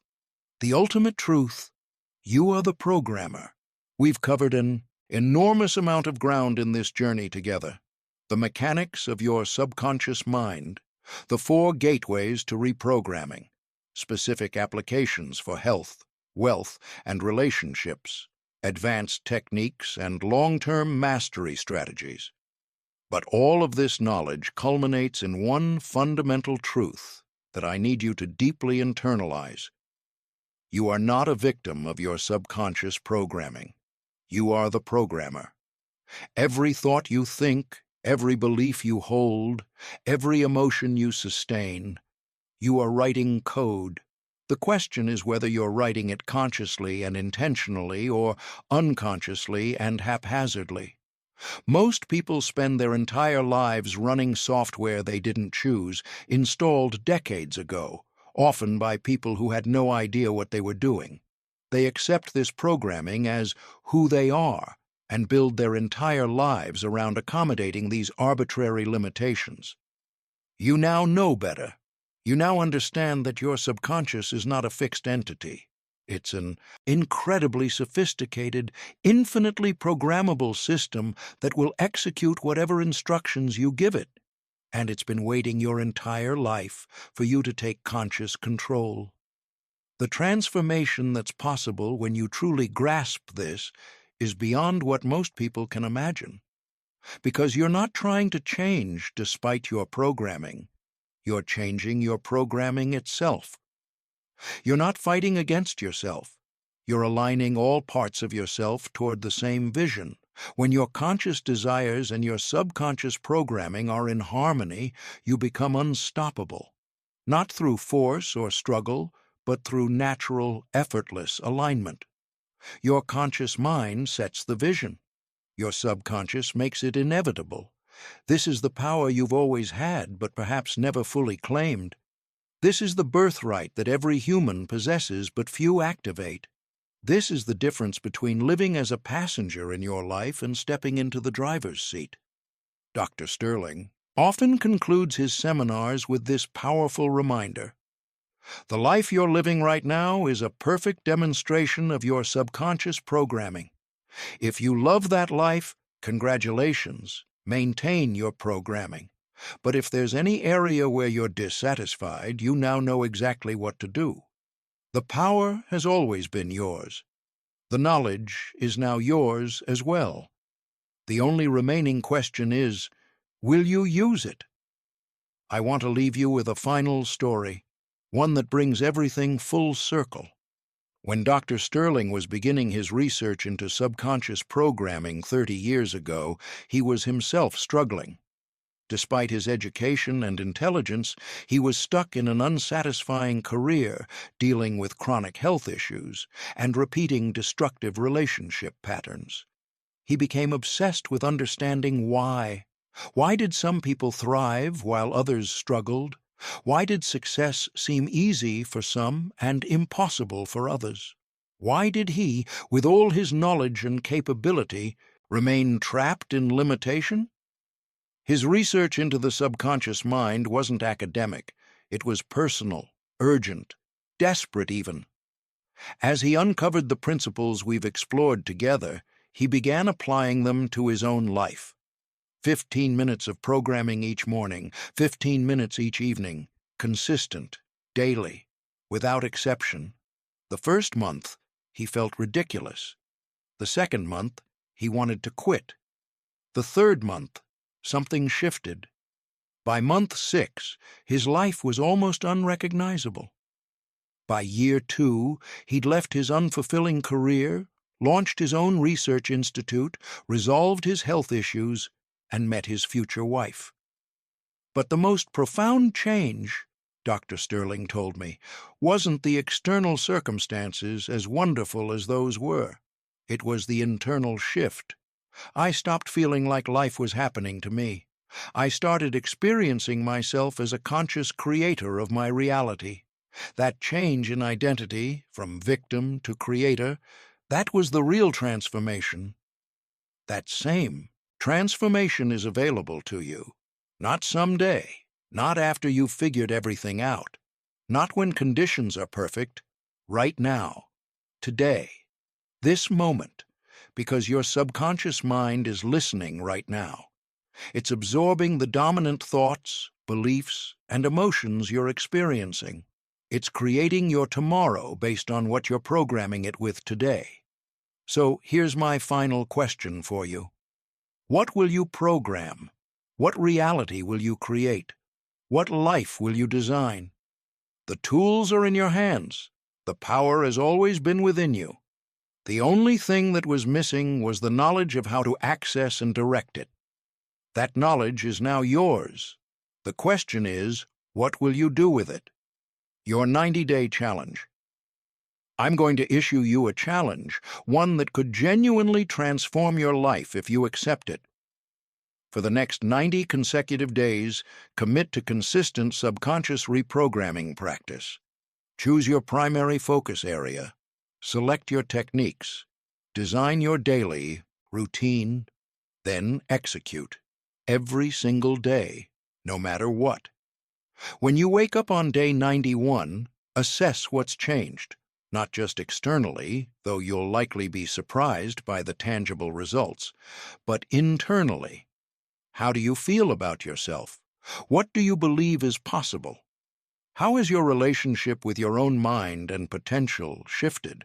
I can tell you with certainty, based on Dr. Sterling's research and my own experience working with thousands of people, if you genuinely commit to this 90-day journey, you will not be the same person on day 91 that you were on day 1.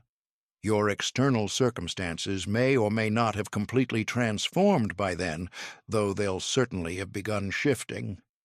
But your internal reality, your beliefs, your confidence, your sense of what's possible will have undergone a fundamental reprogramming. And once that internal shift occurs, the external transformation becomes inevitable. Not through magic, but through the simple mechanism we've explored. Throughout this journey, your subconscious creates your reality to match your programming. Change the programming, change the reality. It's that simple, and that profound.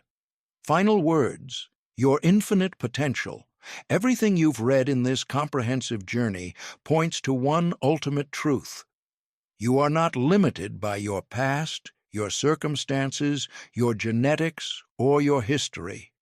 You are limited only by the programming in your subconscious mind, and that programming can be changed. The life you've always dreamed of isn't in some distant, unattainable future. It's waiting on the other side of a subconscious reprogramming that you can begin right now, today, this moment. Your health can be vibrant. Your wealth can be abundant. Your relationships can be deeply fulfilling. Your confidence can be unshakable. Your purpose can be clear. Your joy can be consistent. Not because you'll become someone different, but because you'll become fully, authentically yourself, freed from the limiting programs that were never truly yours to begin with. The power of your subconscious mind is the most underutilized resource in human potential. Most people live their entire lives never realizing they possess this extraordinary internal technology. But you're not most people. You now know the truth. You have the tools. You understand the process. The only remaining question is, will you use them? I hope, with everything in me, that your answer is yes, because the world needs what you'll become when you stop living from outdated programming and start consciously creating your reality. The journey begins now. Your subconscious is listening. What will you tell it?